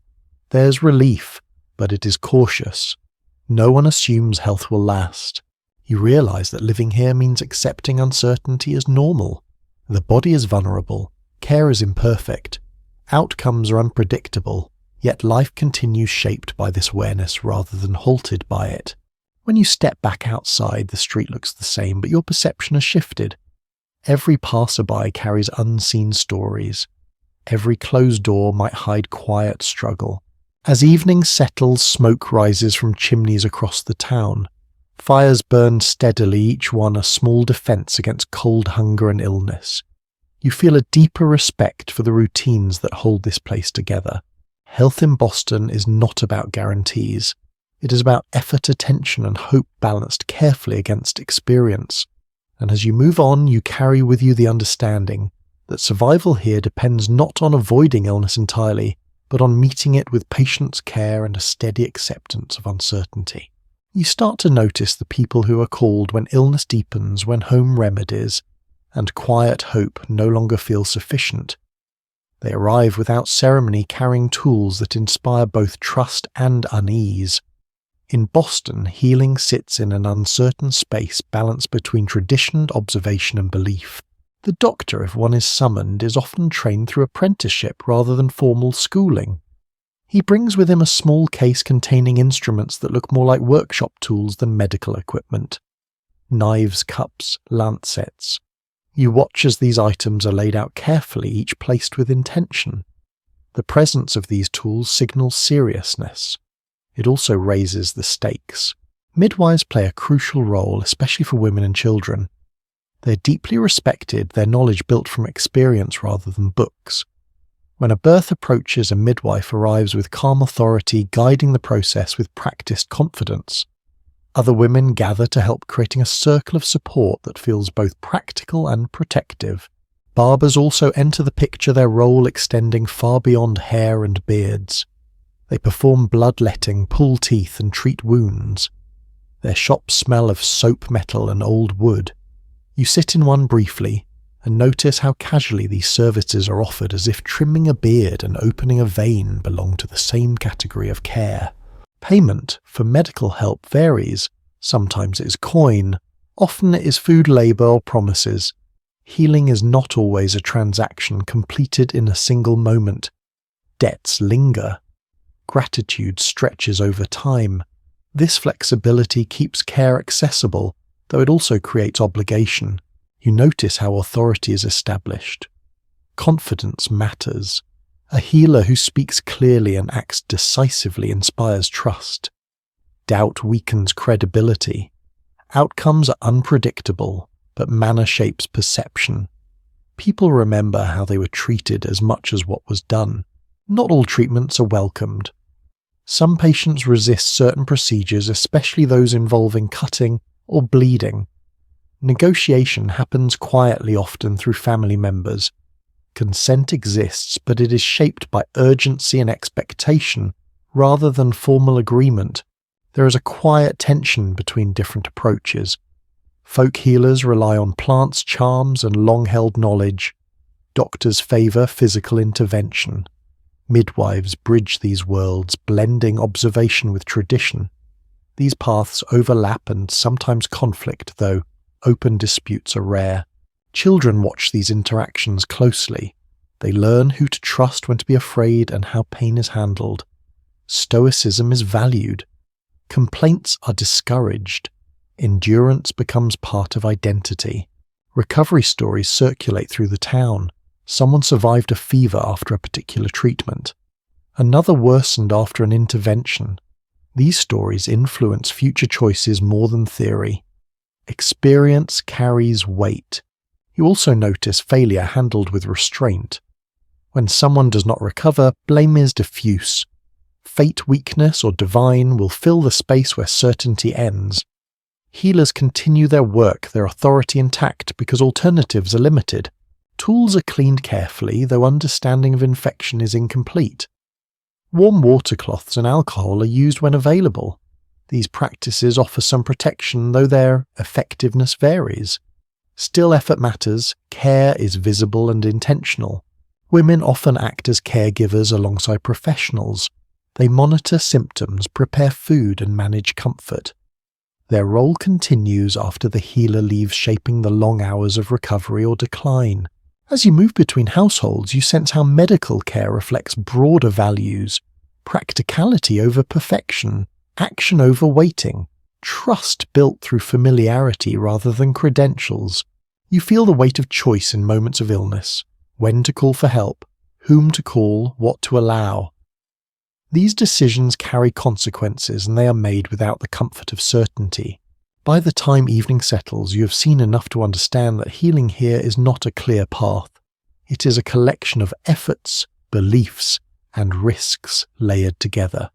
Some work, some do not. People proceed anyway. As you step back into the street, lanterns glowing softly, you carry with you a sense of cautious respect. These healers operate at the edge of knowledge, doing what they can with what they have. And in a world where illness is expected and loss familiar, that effort, imperfect and human, is often enough to keep hope alive for another day. You drift toward the market without meaning to, guided by sound and smell more than intention. Voices overlap in uneven waves. Barrels thump softly as they are set down. Somewhere a chicken protests loudly. This is where exchange happens, not just of goods, but of information, favour, and quiet judgment. The market is not a single building so much as a shifting collection of stalls, carts, and open doorways. Some vendors set up in the same spot each week. Others appear when they have something to sell and vanish just as quickly. You recognise faces before names. Familiarity matters here. Trust is built slowly, transaction by transaction. Coins change hands, but not as often as you might expect. There never seem to be quite enough of them. Instead, people trade goods, services, or promises. A basket of eggs might cover a repaired hinge. A sack of grain could settle a debt owed for months. Memory keeps accounts as much as ink does. You watch a woman haggle calmly over a length of cloth. The exchange is polite but firm. Prices are flexible, shaped by need, supply, and relationship. Everyone knows roughly what something is worth, but that value bends easily. No one is offended by negotiation. It is expected. Scales and measures vary.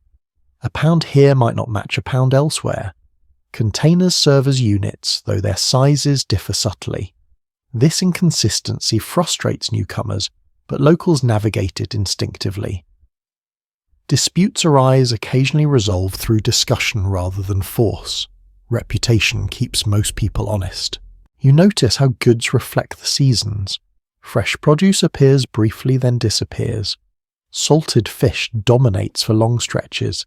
Imported items draw attention: sugar cones, tea bricks, spices wrapped carefully to protect their aroma. These goods carry the weight of distance, their presence hinting at ship storms and unseen labour far beyond the harbour. Money itself feels abstract. Coins are hoarded when possible, save for taxes or large purchases. Small transactions rely on credit. Names are remembered. Tallies kept in heads. Failure to settle a debt damages standing quickly. In a small town, that damage spreads fast. Children run errands through the market, carrying lists memorized rather than written. They are trusted with responsibility early. Mistakes cost time and sometimes temper, but learning happens fast. You step into a shop where shelves line the walls, packed tightly with goods. The shopkeeper greets you without enthusiasm, eyes flicking briefly to assess your means. You feel evaluated, placed within an invisible hierarchy of reliability. Records exist. Ledgers are kept carefully by those who can write. Still, much of the system depends on trust reinforced by community pressure. Legal action is possible but costly and slow. Most disagreements are settled informally through compromise or mediation. You notice how women participate actively in these exchanges. They buy, sell, and negotiate daily, managing household needs with precision. Their presence is expected. Authority shifts subtly here, grounded in knowledge of supply and timing. As you move through the crowd, snippets of conversation catch your ear. News travels this way. Prices reflect rumours of poor harvests or delayed ships. Information itself becomes a kind of currency shared selectively. There is a sense of vigilance. Theft happens though quietly. Pockets are watched, goods secured. Accusations are serious and handled carefully. A false claim can be as damaging as a true one. You pass a tavern where transactions spill into social space. Deals are discussed over drinks terms softened or hardened by mood. Promises made here carry weight, though memory may blur after a few cups. The market hums with life, but it is not cheerful. It is focused. People come with purpose. Lingering invites scrutiny. You learn to move with intent even when browsing. As the afternoon wears on, the energy shifts. Some stalls empty, others grow busier. Perishable goods must be sold or preserved. Prices adjust accordingly. The rhythm responds to urgency. You notice how the market reinforces social boundaries. Wealth shows in choices. Poverty shows in restraint. Still everyone participates. Survival depends on it. When you finally step away, hands empty but mind full, you feel the invisible threads that tie this town together. Exchange here is not just economic, it is relational. Every trade strengthens or strains a connection. As you walk back toward the quieter streets, the noise fades behind you.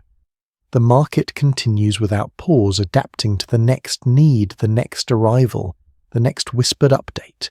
And you carry forward the understanding that in Boston, value is measured not only in goods or coin, but in trust, memory, and the delicate balance of shared dependence.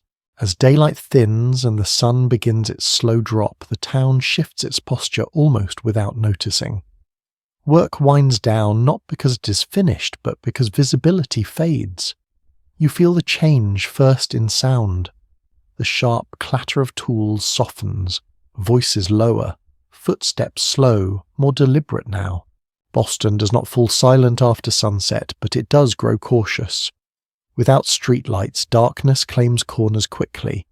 Lanterns appear in doorways, their warm glow, unsteady, shaped by flickering flames and imperfect glass. Shadows stretch and overlap, turning familiar paths into something less certain. You walk along a street you know well by day, yet at night it feels altered. The ground is harder to read. Puddles vanish into blackness.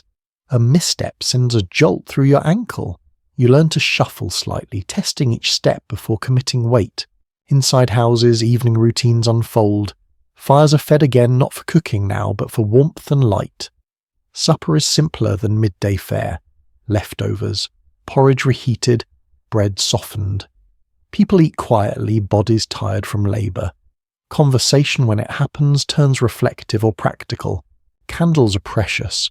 They are trimmed carefully, lit only when needed. One candle may serve an entire room.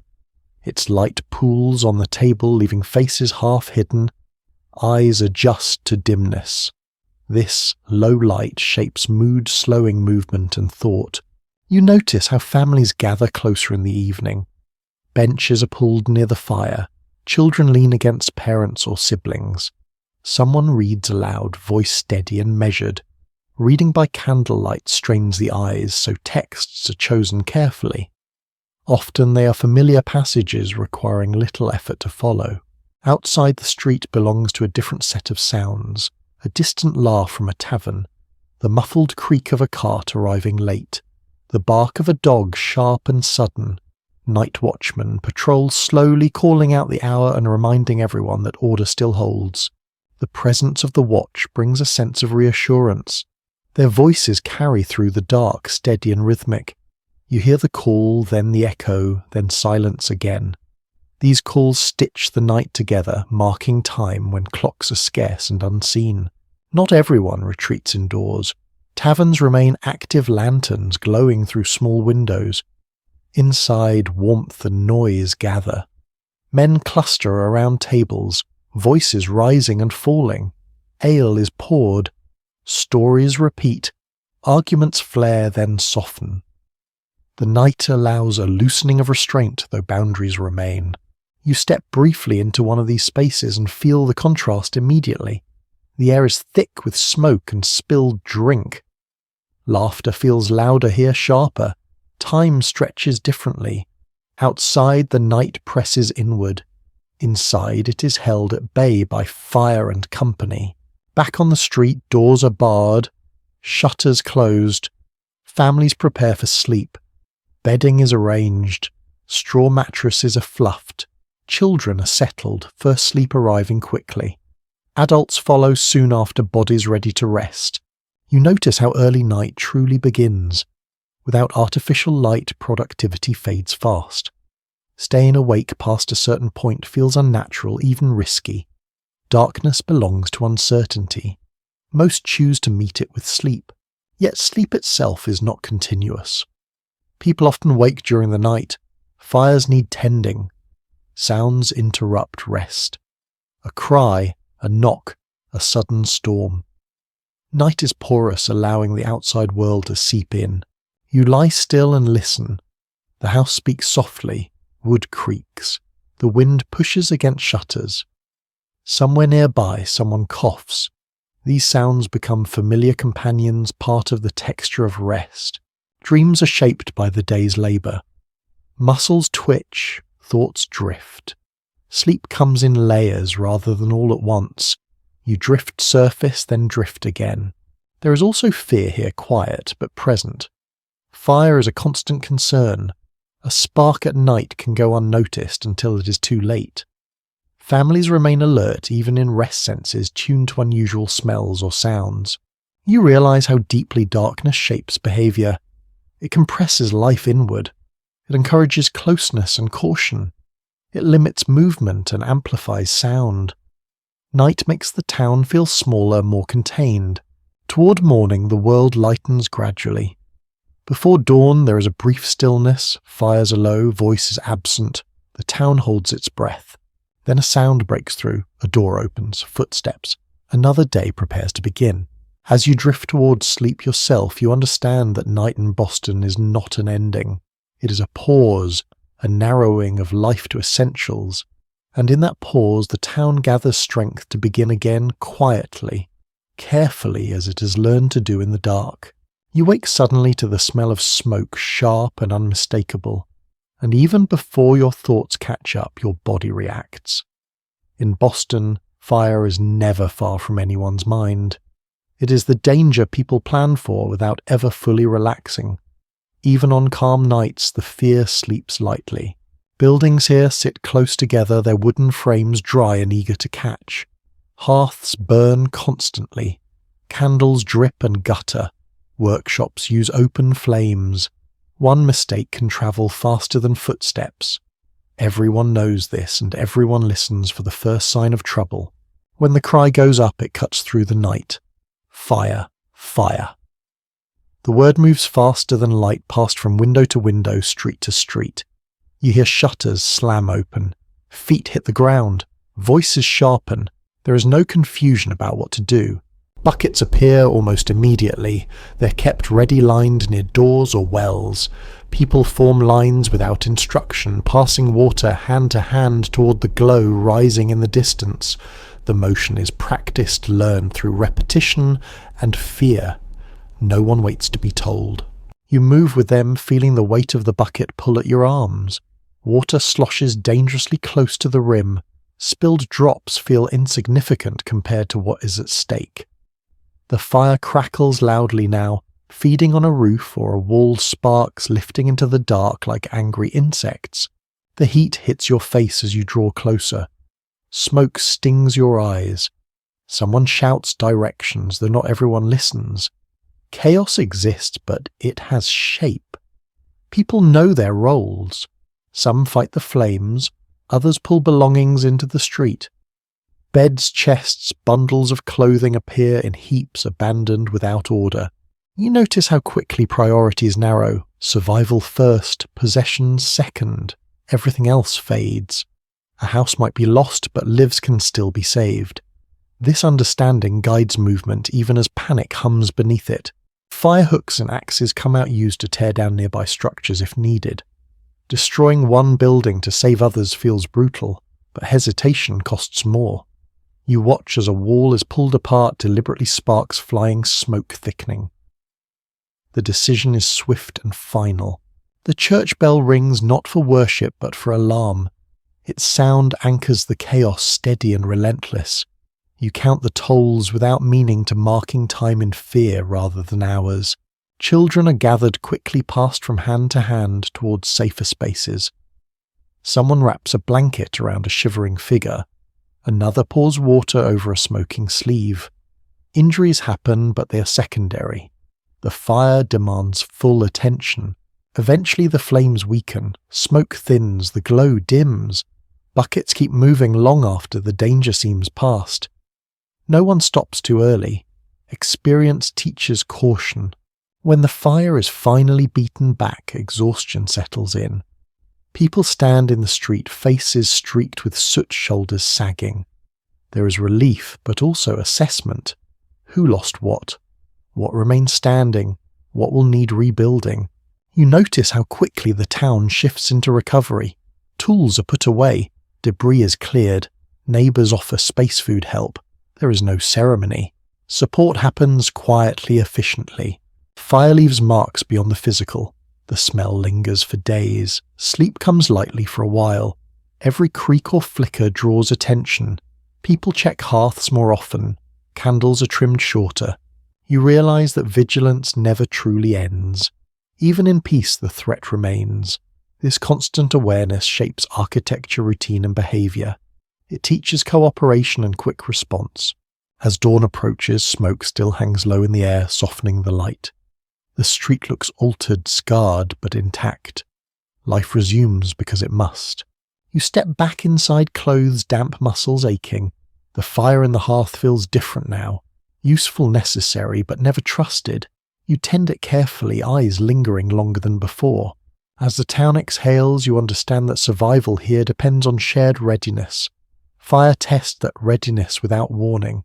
And each time the town responds, it reinforces a quiet agreement. When danger comes, everyone answers. With that understanding settling over you, fatigue finally takes hold. Your body relaxes knowing the immediate threat has passed. Outside, the street grows quiet again. Inside, embers glow softly. You drift back towards sleep, aware that even in rest, part of you remains alert.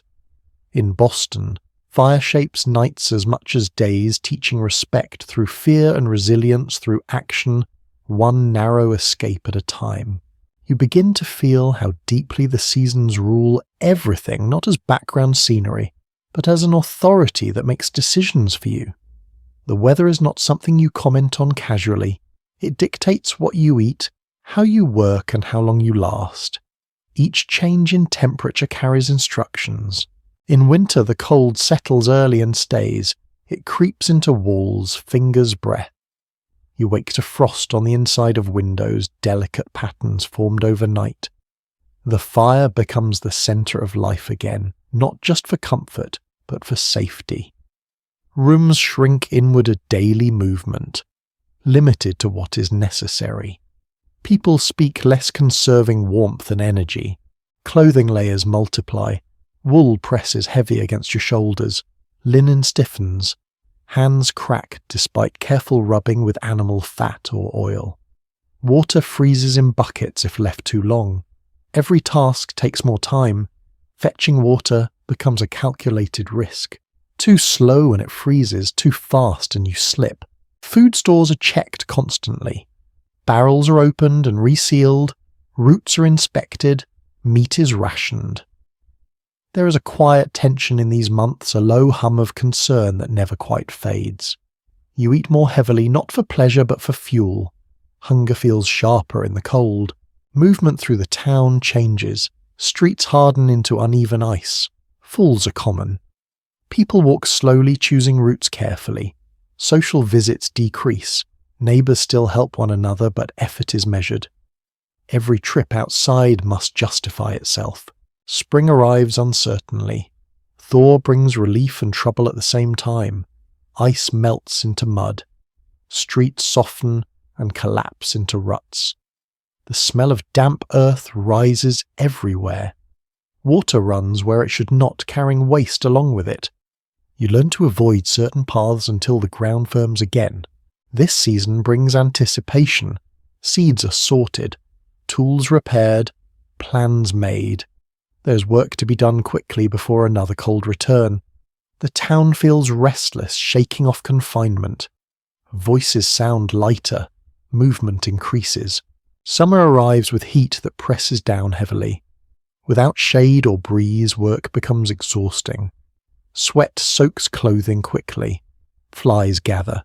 Food spoils faster. You adjust meals and schedules to avoid the worst of the sun, though work rarely pauses entirely. Water is needed more often. Wells see constant use. Tempers shorten slightly in the heat. Sleep becomes lighter, interrupted by discomfort. Windows open when possible, though privacy disappears entirely. Yet summer also brings abundance. Gardens produce fresh food. Fish are plentiful. There's colour in meals, even if briefly. These weeks feel generous, though fleeting. People take advantage while they can, preserving what they are able. Autumn carries urgency. The air cools, light shortens. Harvest arrives in earnest. Days fill with preparation, drying, salting, storing. Mistakes made now echo through winter. This is a season of focus where distraction feels dangerous. You notice how time feels different across these cycles. Winter stretches endlessly. Summer races past. Spring and autumn feel compressed, dense with activity. People measure life in these rhythms rather than calendars. Illness follows seasons too. Coughs linger in winter. Fevers spike in summer. Recovery depends partly on timing, on whether strength returns before conditions worsen. This awareness shapes how people respond when they rest, when they push on. Children learn these patterns early. They sense when to move, when to stay close, when to expect change. Their play shifts with weather. Their responsibilities adjust. The town itself adapts. Repairs happen in warmer months. Construction pauses in winter. Ships arrive and depart with the seasons affecting supplies and mood. News travels differently depending on weather, sometimes delayed for weeks. You feel your own mood shift with the light. Short days press inward. Long evenings invite reflection. Bright mornings energize. Dull skies weigh heavier. These reactions feel instinctive, shared by everyone around you. There is comfort in predictability, even when it brings hardship. People trust that seasons will turn even if outcomes remain uncertain. This trust anchors planning and patience. You realize how little control anyone truly has. Preparation matters, but it cannot override nature entirely. A bad winter, a wet summer, and early frost can undo careful effort. Acceptance becomes a skill learned slowly. As another season settles in, you move with it automatically now. Your body anticipates changes. Your habits shift without thought. You no longer fight the rhythm, you follow it. Standing at the edge of the street, watching leaves fall or snow gather, you feel how time here is circular rather than linear. Life repeats with variation each year, echoing the last. And as you step forward into the next day shaped by weather and light, you understand that survival in Boston depends on listening closely to the world around you. The seasons speak clearly. Those who endure are the ones who learn when to push, when to wait, and when to trust that change, however slow, will come. You begin to sense the invisible lines that run through the town lines no one points out but everyone seems to know. Status in Boston is not announced loudly. It is read quietly through posture, clothing, speech, and access. You feel it in the way some doors open easily while others remain firmly shut. As you walk, you notice how certain homes stand apart. They are larger, built with brick rather than wood, their windows wider and their yards enclosed. These houses speak of stability and influence. Inside furnishings are finer meals, more varied, and work less physically punishing. People who live here move with a different confidence shaped by security rather than constant calculation. In contrast, smaller homes cluster tightly together, often housing multiple families or lodgers. Space is shared. Privacy is negotiated daily. Here survival depends more directly on labour and cooperation. You feel the difference immediately when you step inside. Voices overlap, belongings are limited, every corner serves a purpose. Clothing offers clues. Cleaner fabric, finer stitching, and lighter colours suggest resources and time. Worn hems and repeated patches tell another story. These signals are noticed instantly, even if never mentioned aloud. You become aware of how carefully people present themselves, aware that appearance shapes opportunity. Occupation matters deeply. Merchant ship owners and professionals occupy higher ground socially than labourers or servants. This hierarchy shows itself in seating at church, in who speaks first at meetings, in whose opinion carries weight. The structure feels fixed, though not entirely immovable. Marriage reinforces these divisions. Families consider status carefully when forming unions. A good match promises stability, alliances, and shared values. A poor one invites concern and quiet criticism. Love exists, but it navigates practical boundaries. You notice how voices change depending on audience. People speak more carefully to those above them, more freely among equals. Deference is subtle, but constant. Titles are used. Gestures soften. Disagreement becomes indirect. Wealth also shapes exposure to risk. Better housing offers protection against cold and fire. Access to food buffers against scarcity. Illness still comes, but recovery chances improve with resources. These differences are understood, even if rarely discussed openly. Yet status does not guarantee peace. Expectations increase with position. Reputation must be maintained. Mistakes carry wider consequences. Scrutiny follows success closely. Movement between classes is possible, though limited. Skill, luck, and marriage offer paths upward. Failure, illness, or scandal pull people down quickly. This instability creates tension, fueling both ambition and fear. You see moments where boundaries blur. In markets, everyone negotiates.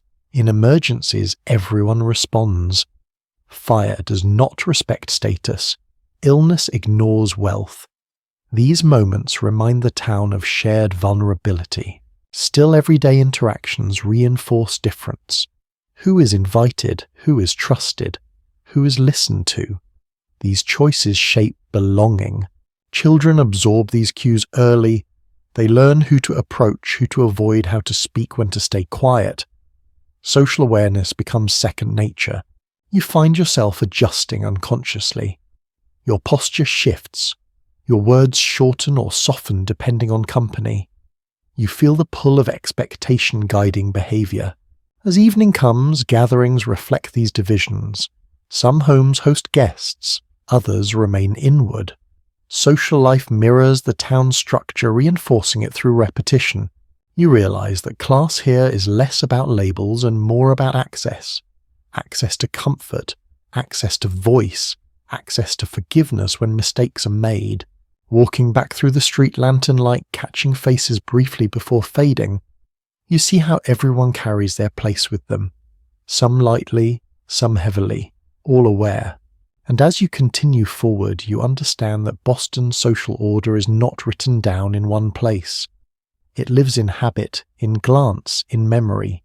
It shapes choices quietly day after day, guiding lives along paths that feel natural only because they are so deeply learned.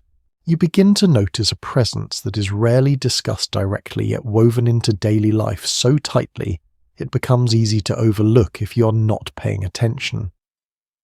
Enslaved people live and work in Boston, not in large plantations as in the southern colonies, but within household, workshops, and docks. Their lives unfold alongside everyone else's, close enough to touch, distant enough to ignore. You see them early in the morning, already at work, while others are just waking. A man carries water buckets with practiced efficiency. A woman tends a fire that is not her own. Their movements are steady, controlled, shaped by long familiarity with expectation. They do not set the rhythm of their day. It is set for them. In some homes, enslaved people sleep in kitchens or small attic spaces. In others, they are housed separately or lodge nearby. Privacy is scarce. Belongings are few. Clothing is functional and often handed down. You notice how carefully it is maintained, patched and cleaned despite limited resources. Their labour touches many parts of the town: cooking, cleaning, childcare, skilled trades, dock work. Some are trained in crafts, their skills generating income they may never fully control. Others perform constant physical labour invisible unless it stops. You sense how language shifts around them. Commands are brief, praise is rare. Conversations often happen over them rather than with them, yet relationships are complex. Proximity creates familiarity. Familiarity does not create equality. There are moments of contradiction. An enslaved woman comforts a child who clings to her. An enslaved man shares news quietly with a neighbour. Trust exists in daily tasks even as freedom does not. This tension hangs in the air unresolved.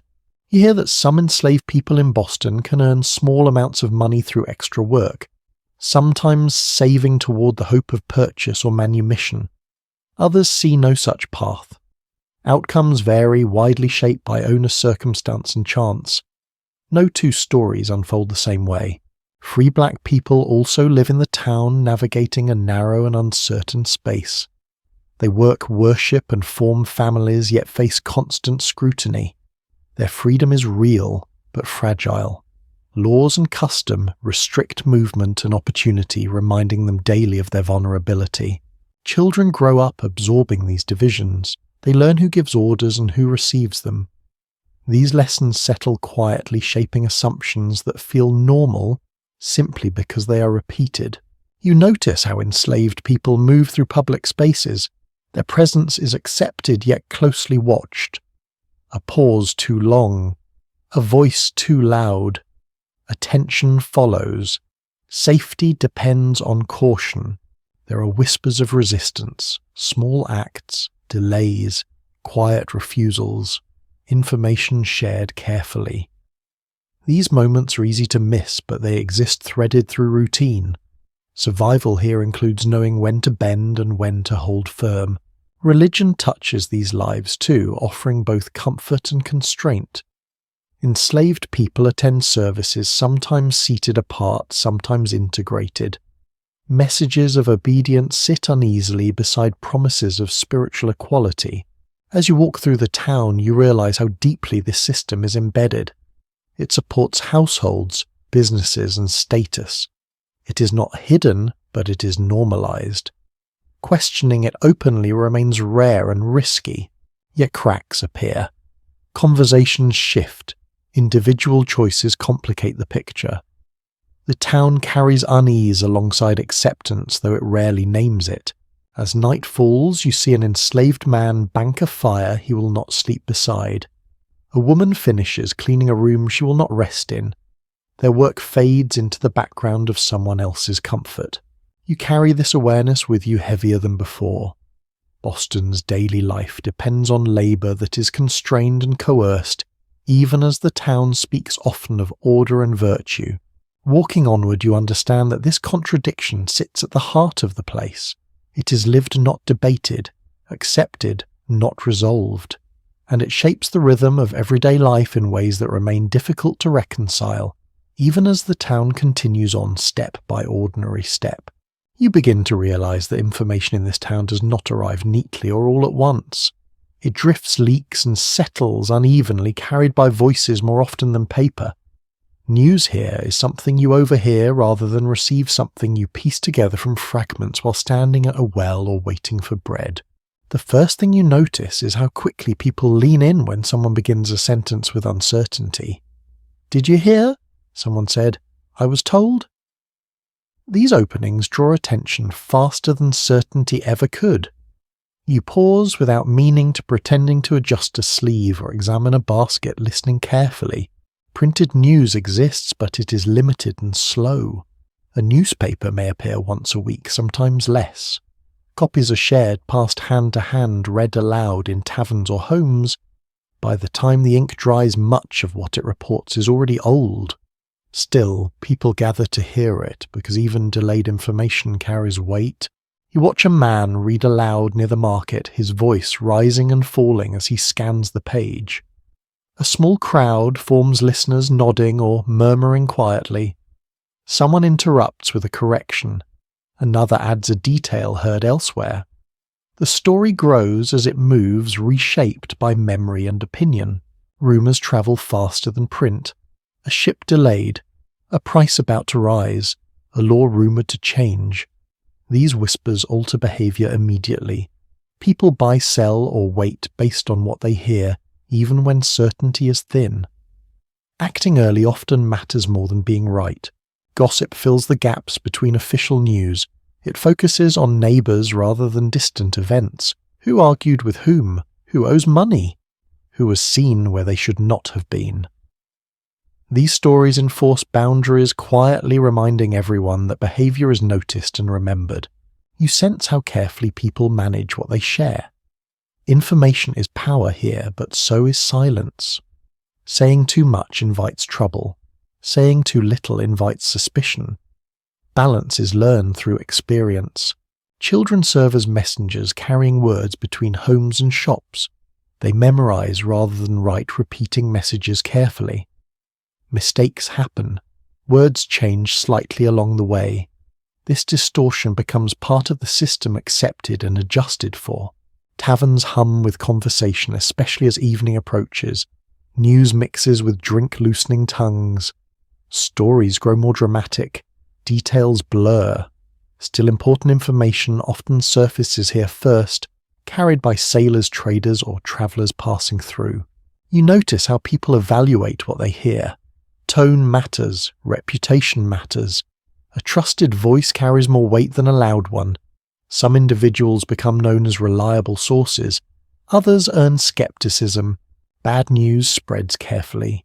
Illness, death, loss. These announcements are softened, delivered gently. The community absorbs them together, adjusting plans and expectations quietly. Good news travels faster.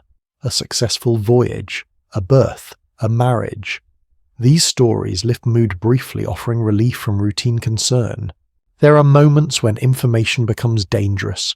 Accusations, political ideas, criticism of authority. These are shared cautiously, often in private spaces among trusted company. The wrong ears can turn words into consequences. You become aware of how little is truly known at any given time. Gaps exist everywhere. People fill them with assumption, hope, or fear. Certainty is rare, but action continues regardless. As you move through the day, snippets accumulate. You build a mental map of events without ever seeing a full picture. This incomplete understanding feels normal here. Life proceeds on partial information. You adjust your own behavior accordingly. You listen more than you speak. You store details, waiting to see which ones resurface. You learn when to repeat something and when to let it fade. By nightfall, the town buzzes softly with shared stories. Lantern light catches faces leaning close together. Voices drop. Words carry weight in the dark. As you settle back into a quieter space, you reflect on how knowledge here is communal and fragile. It depends on memory, trust, and timing. It shapes decisions long before facts can confirm or deny it. You drift toward rest, carrying echoes of voices, unfinished stories looping gently in your mind. In Boston, news never truly arrives. It circulates, settles briefly, then moves on, shaping everyday life through suggestion. Rather than certainty, one whispered exchange at a time. You begin to notice how rare lightness feels here, and how carefully it is held when it appears.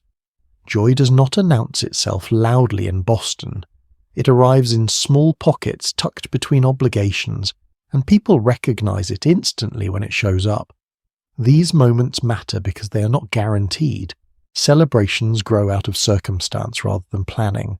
A successful harvest, a ship returned safely, a marriage agreed upon. When these things happen, the town loosens slightly. Voices rise, steps quicken. Smiles linger longer than usual. You find yourself drawn toward music, faint at first, then clearer. A fiddle plays near a tavern door, the tune uneven but lively. Someone taps a foot. Another joins in with clapping, careful not to overdo it. Music here feels like release held on a short leash. Food improves briefly during these moments. Fresh bread appears, meat is shared more generously, sweets emerge from careful storage. These changes are subtle but noticeable. You taste the difference immediately, not just in flavour, but in meaning. Drink flows more freely too. Cups are refilled without much counting. Laughter becomes louder, sharper, then softer again. People tell stories they have told before enjoying the repetition. Familiar jokes land more easily. Children benefit most from these occasions. They run more freely games stretching longer than usual. Their laughter cuts through the heavier adult voices, reminding everyone what ease sounds like. Adults watch with a mix of pleasure and restraint, allowing joy but monitoring its edges. Religious holidays bring their own variations. While still restrained, these days feel distinct. Work pauses more completely. Clothing is brushed clean. Families gather with intention. The difference lies less in spectacle and more in rhythm. There are private joys too. A letter received, a debt settled, a child recovering from illness. These moments are quieter, often shared only within households. They bring a softening of posture, a brief release of tension. You notice how people savour these experiences without rushing them. They know they will end soon. There is no illusion of permanence. Enjoyment here carries an undercurrent of awareness. Some pleasures remain slightly frowned upon.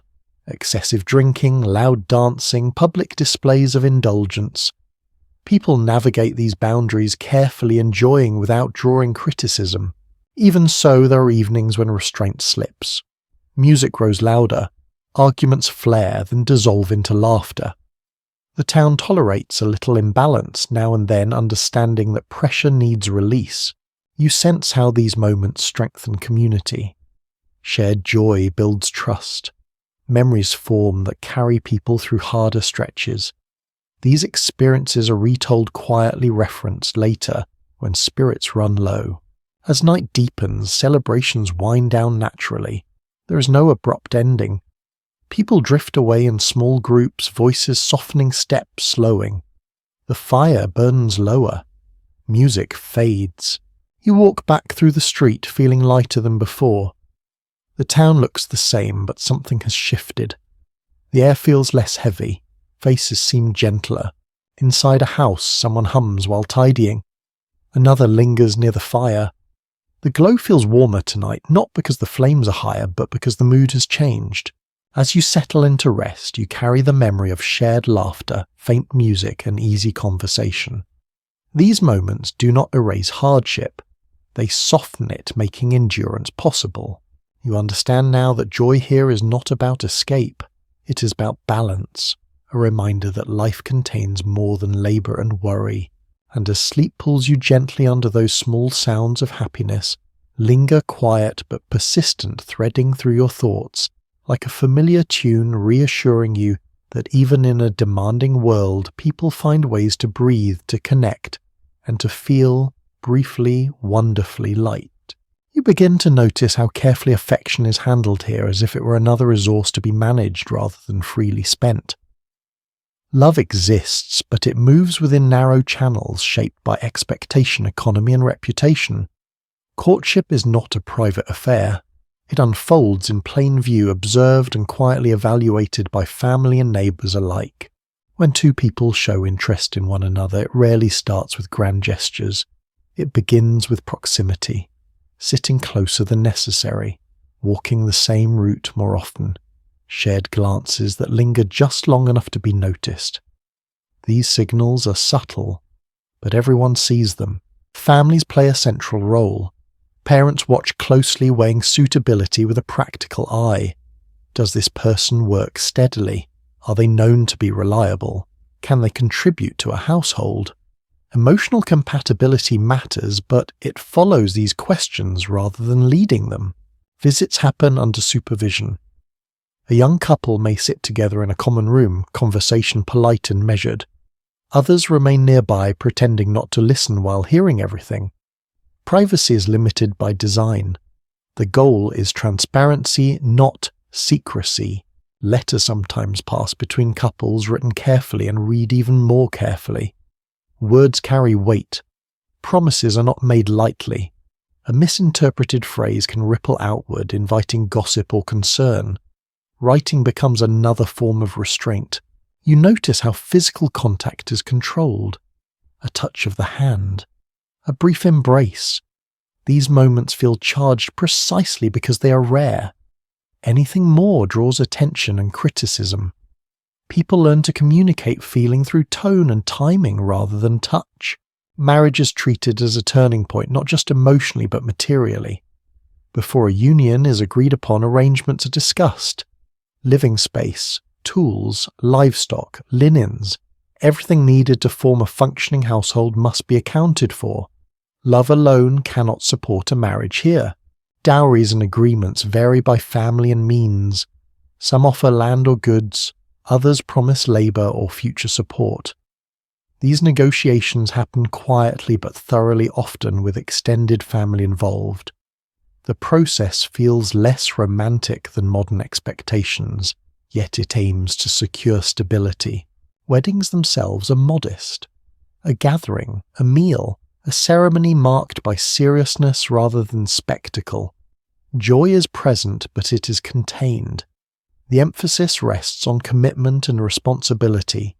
Celebration gives way quickly to the reality of shared work. Once married, roles settle into familiar patterns. Responsibilities divide along expected lines, though flexibility exists out of necessity.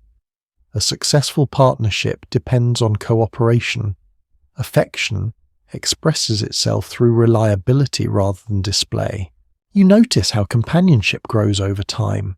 Shared labour creates intimacy. Trust builds through routine. Love here is often something that deepens after marriage rather than preceding it fully. This progression feels natural within the structure of daily life. There are exceptions. Some couples form strong attachments, early pushing gently against boundaries. Others marry with little affection and grow into something steadier. Outcomes vary, shaped by personality and circumstance. Widowhood is common, altering the landscape of relationships. Loss opens space for remarriage, sometimes quickly driven by practical need. These unions carry their own complexities, blending families and histories. You sense how much risk is involved. A poor match can trap someone in hardship. A good one offers security and shared purpose. The stakes are high, and caution is understandable. Courtship also reinforces social boundaries. Matches across class or status invite scrutiny. Some succeed quietly. Others are discouraged or blocked outright.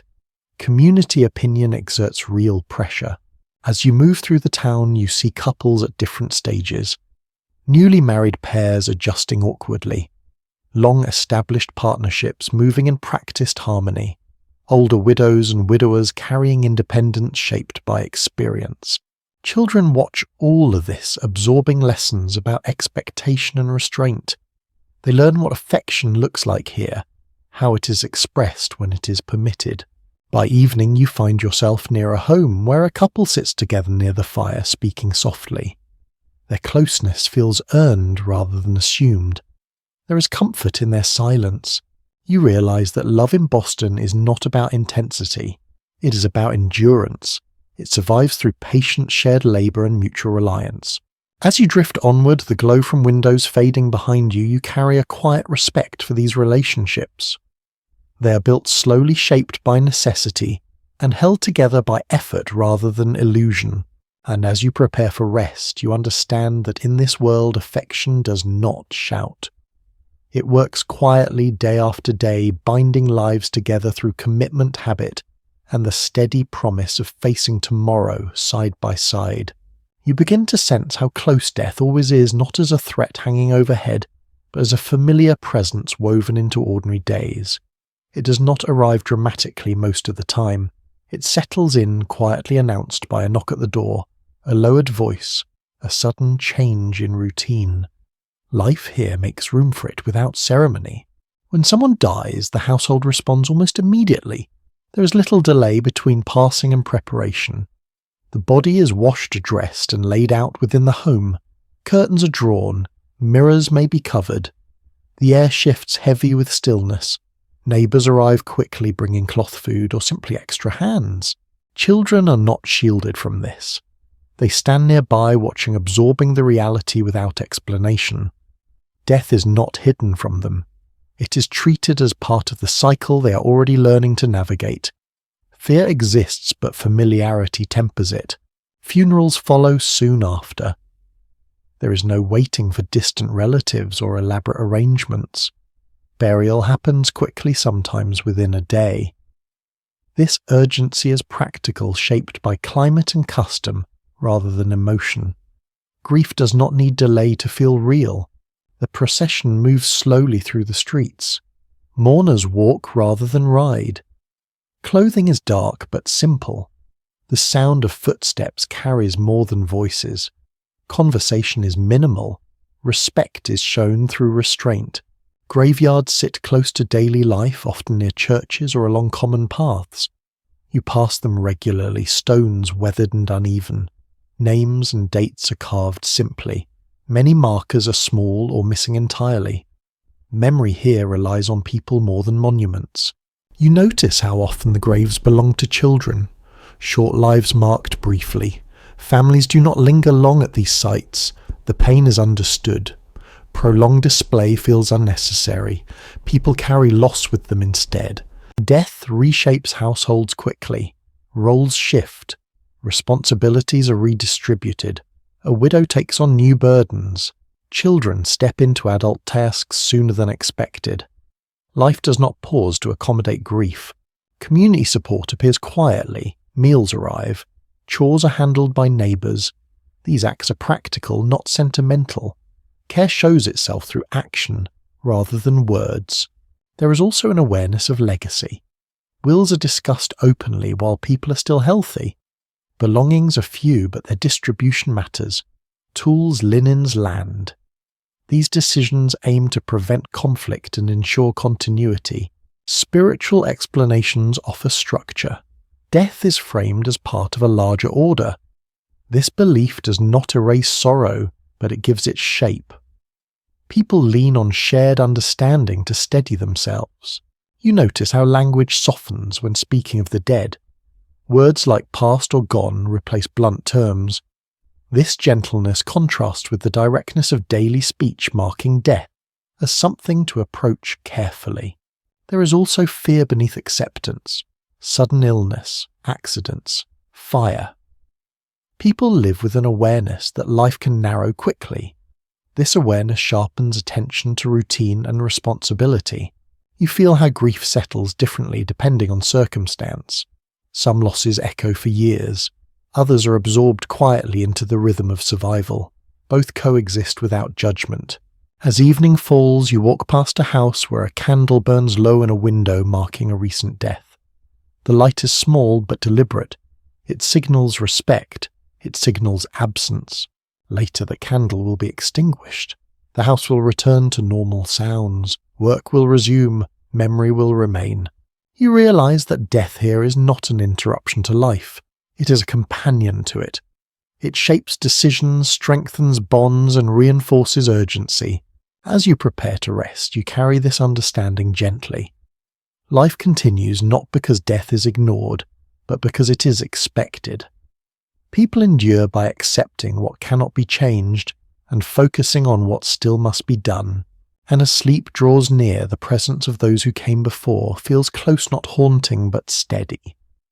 Their lives echo quietly through habits and places, reminding you that in Boston, living fully means making peace with endings one ordinary farewell at a time. You start to feel how much daily life depends on the people living closest to you. In a town, this compact neighbours are not optional. They are part of your survival. You see them at wells, in doorways along the street at all hours. Familiar faces become landmarks as steady as buildings. Trust forms slowly. It is built through repeated, ordinary encounters. Borrowing a tool and returning it promptly.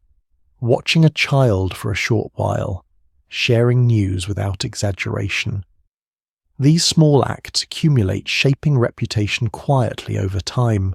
You notice how carefully people observe one another. A missed greeting raises questions. A closed door at the wrong hour draws notice. This attention can feel comforting or intrusive depending on circumstance. Privacy exists, but it is thin and negotiated daily. Disagreements happen. Noise complaints, boundary disputes, accusations of carelessness. These conflicts rarely explode openly.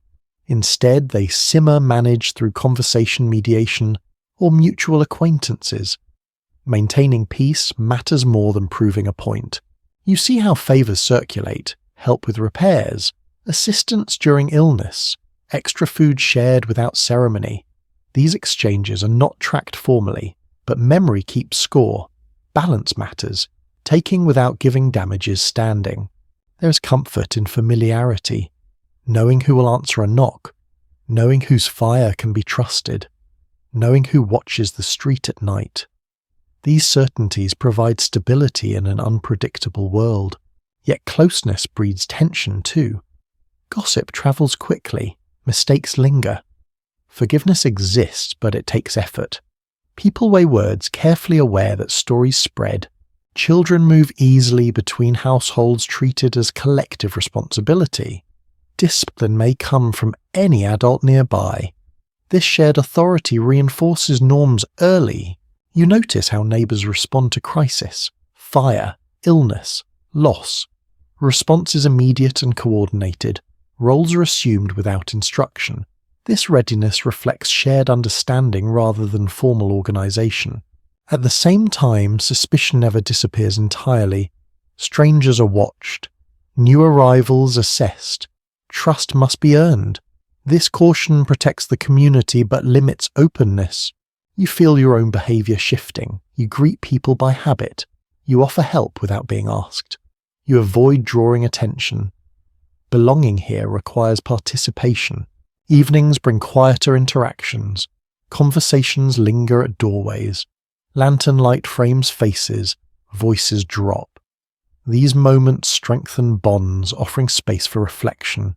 As you move through the street, you sense how community here is both support and constraint. It holds people together while watching them closely. By nightfall, the town settles into familiar patterns. Doors close, fires bank. The sense of being observed softens but never fully fades. You realise that in Boston, survival depends as much on social connection as on labour. Neighbours provide safety nets that no institution offers. As you prepare to rest, the sounds of nearby houses drift through thin walls. A cough, a laugh, footsteps. These noises reassure you that others are near. You drift towards sleep knowing that tomorrow will bring the same faces, the same quiet exchanges. In this world, community is not an abstract idea. It is lived daily through cooperation, caution, and shared endurance, one neighbour at a time. You begin to notice the small ways people bend the rules, not loudly or defiantly, but quietly, almost politely. Life in Boston runs on order, yet survival often requires flexibility. Between what is written and what is practiced, a narrow space opens and people step into it carefully. Petty theft exists, though it rarely looks like the dramatic crimes you might imagine.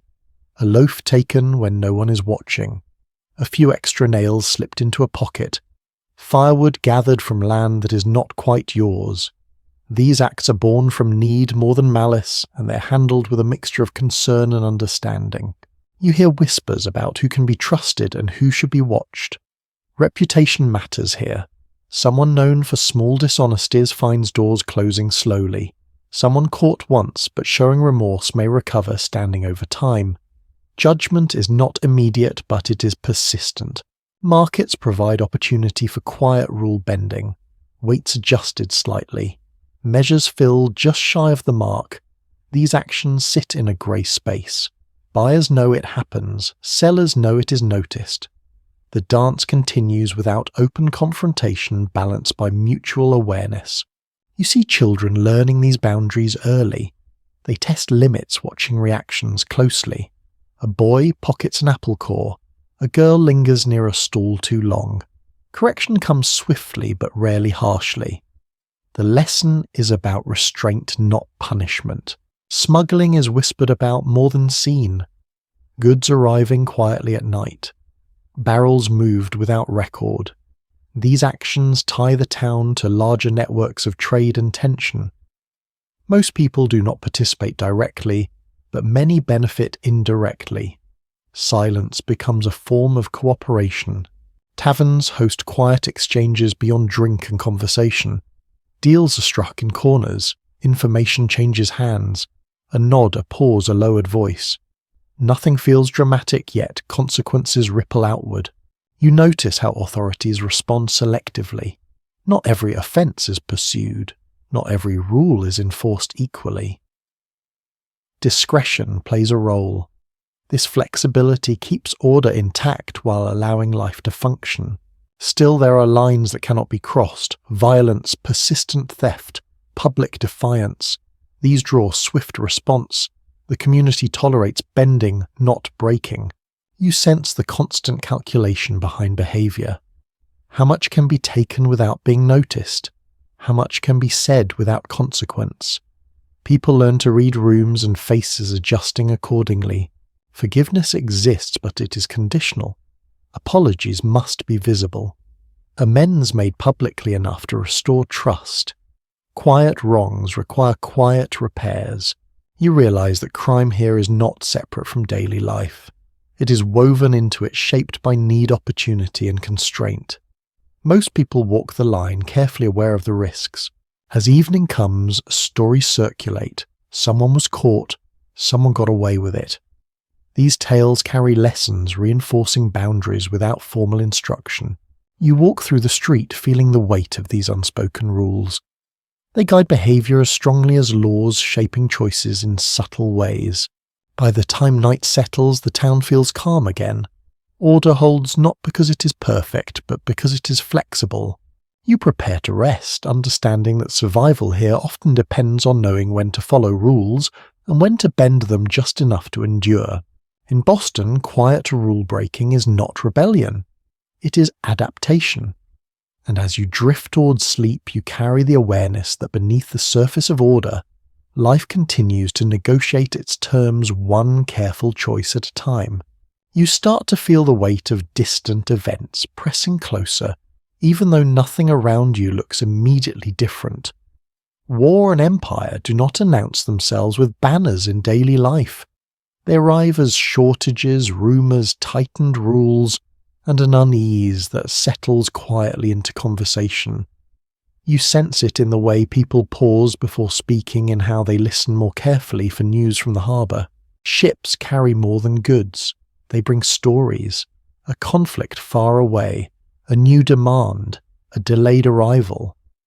These reports arrive unevenly, shaped by who tells them and what they choose to emphasize. You hear the same event described 3 different ways before noon. Each version carries its own tension. The presence of the British Crown feels both constant and distant. Officials enforce laws. Taxes are collected. Soldiers appear from time to time, their uniforms clean and unfamiliar against the worn fabric of the town. Their presence draws glances, some curious, some wary. Respect is expected, comfort is not. You notice how trade responds first to uncertainty. Prices shift. Certain goods become harder to find. Merchants grow cautious, holding back stock or demanding better terms. Ordinary households feel these changes quickly. Meals adjust. Repairs are delayed. Small sacrifices accumulate. Men gather more often to talk, especially in taverns or near docks. Voices drop when conversation turns serious. Words like duty, loyalty, and burden surface repeatedly, though rarely with the same meaning. Agreement is fragile. Disagreement lingers beneath polite exchange. You sense anxiety in the way people plan. Savings are guarded, debts are reconsidered, promises are made carefully. The future feels less predictable than usual, and the uncertainty sharpens attention to the present. There is pride, too mixed in with concern. People speak of the town's resilience, its importance, its role in something larger. These ideas circulate quietly, strengthening resolve, even as fear hums underneath. Children pick up on the mood without understanding its source. Play turns more restless. Questions surface. Adults answer selectively, offering reassurance without detail. Protection takes the form of omission. Militia drills become more noticeable. Groups gather practicing movements that look awkward and incomplete. The sound of marching feet feels out of place on familiar streets. Participation carries expectation. Absence invites comment. You notice how quickly loyalties are assumed. Neighbours watch one another more closely. Opinions are noted. Silence is interpreted. In times of tension, neutrality becomes harder to maintain. Some people benefit from unrest. Opportunities arise for those willing to navigate complexity. Others suffer quietly, squeezed by demands they cannot meet. The strain reveals existing inequalities, widening gaps that were already there. Religion offers language for uncertainty. Sermons reference trials and endurance. People listen closely, seeking reassurance that order still holds. Faith provides structure when outcomes remain unclear. Women feel the pressure differently. They manage households through changing conditions, stretching resources further, absorbing worry without complaint. Their labour becomes even more essential as uncertainty grows. You sense that not everyone agrees on what is coming or what should be done. Conversations end without resolution. People nod and move on, carrying their own interpretations forward. At the docks, the mood shifts with each arrival. A ship brings relief or disappointment. News from afar lands unevenly, shaping decisions in its wake. Timing matters. Being early or late changes everything. As days pass, the tension becomes part of the background. People adjust, life continues, work is done, meals are cooked, children grow. The extraordinary settles into routine. You realize how skilled this town is at absorbing pressure. Crisis does not halt daily life. It reshapes it quietly, teaching people to carry uncertainty alongside habit. At night, you hear conversations through thin walls. Worries surface more freely in the dark. Questions linger without answers. Sleep comes but lightly. As you lie still listening, you understand that war and empire touch daily life not through spectacle, but through accumulation. Small changes, subtle shifts, a tightening here, a pause there. Morning arrives as it always does. The fire is lit, water is fetched, work resumes. The town moves forward, carrying the weight of larger forces without fully seeing their shape. You rise with everyone else, feeling that something has changed, even if you cannot name it precisely. The air feels charged, the familiar. Life goes on, shaped by currents flowing far beyond the streets you walk. And as you step into another day, you carry the quiet awareness that ordinary routines now exist within a wider tension, one that has not yet broken the surface, but already presses in from all sides, patient and unavoidable. You start to feel it before anyone says it out loud. A restlessness subtle but persistent, like a change in air pressure before a storm. Nothing dramatic has happened yet. The streets look the same. The routines hold. But beneath the surface, something is shifting, and you sense it in the pauses between conversations, in the way people hesitate before answering simple questions. Daily life continues, but it no longer feels entirely settled. Tasks are completed, yet people glance up, more often listening. Familiar habits now carry a second layer of meaning. A delivery delayed is no longer just inconvenient. A new rule is no longer just another instruction. Each small disruption feels connected to something larger. You hear it in conversation not as declarations but as questions. Why now? Who decided? How long will this last?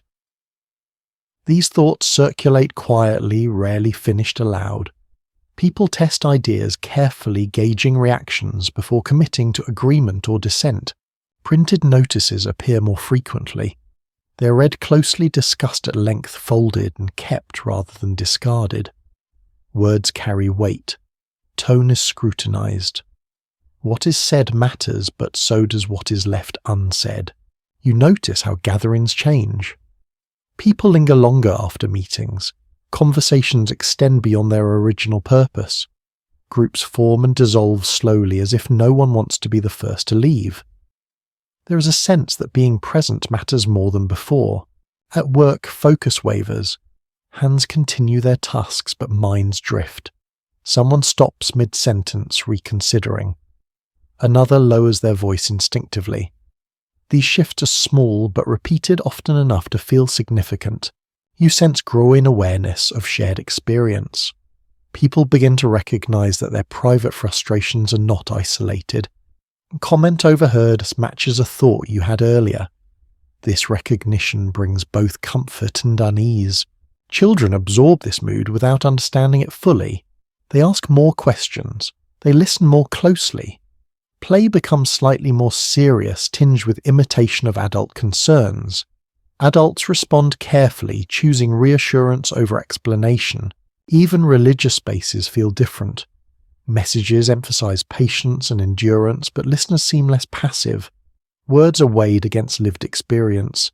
Meaning is sought not only in doctrine but in daily reality. You notice how memory becomes more active. People reference past events, more often comparing now to then. Stories resurface, retold with new emphasis. History feels closer, less distant than before. The harbour reflects this shift too. Ships arrive carrying familiar goods, yet their presence sparks deeper discussion. Trade routes, delays, authority. Each arrival feels like evidence in an unspoken argument. You feel your own posture change.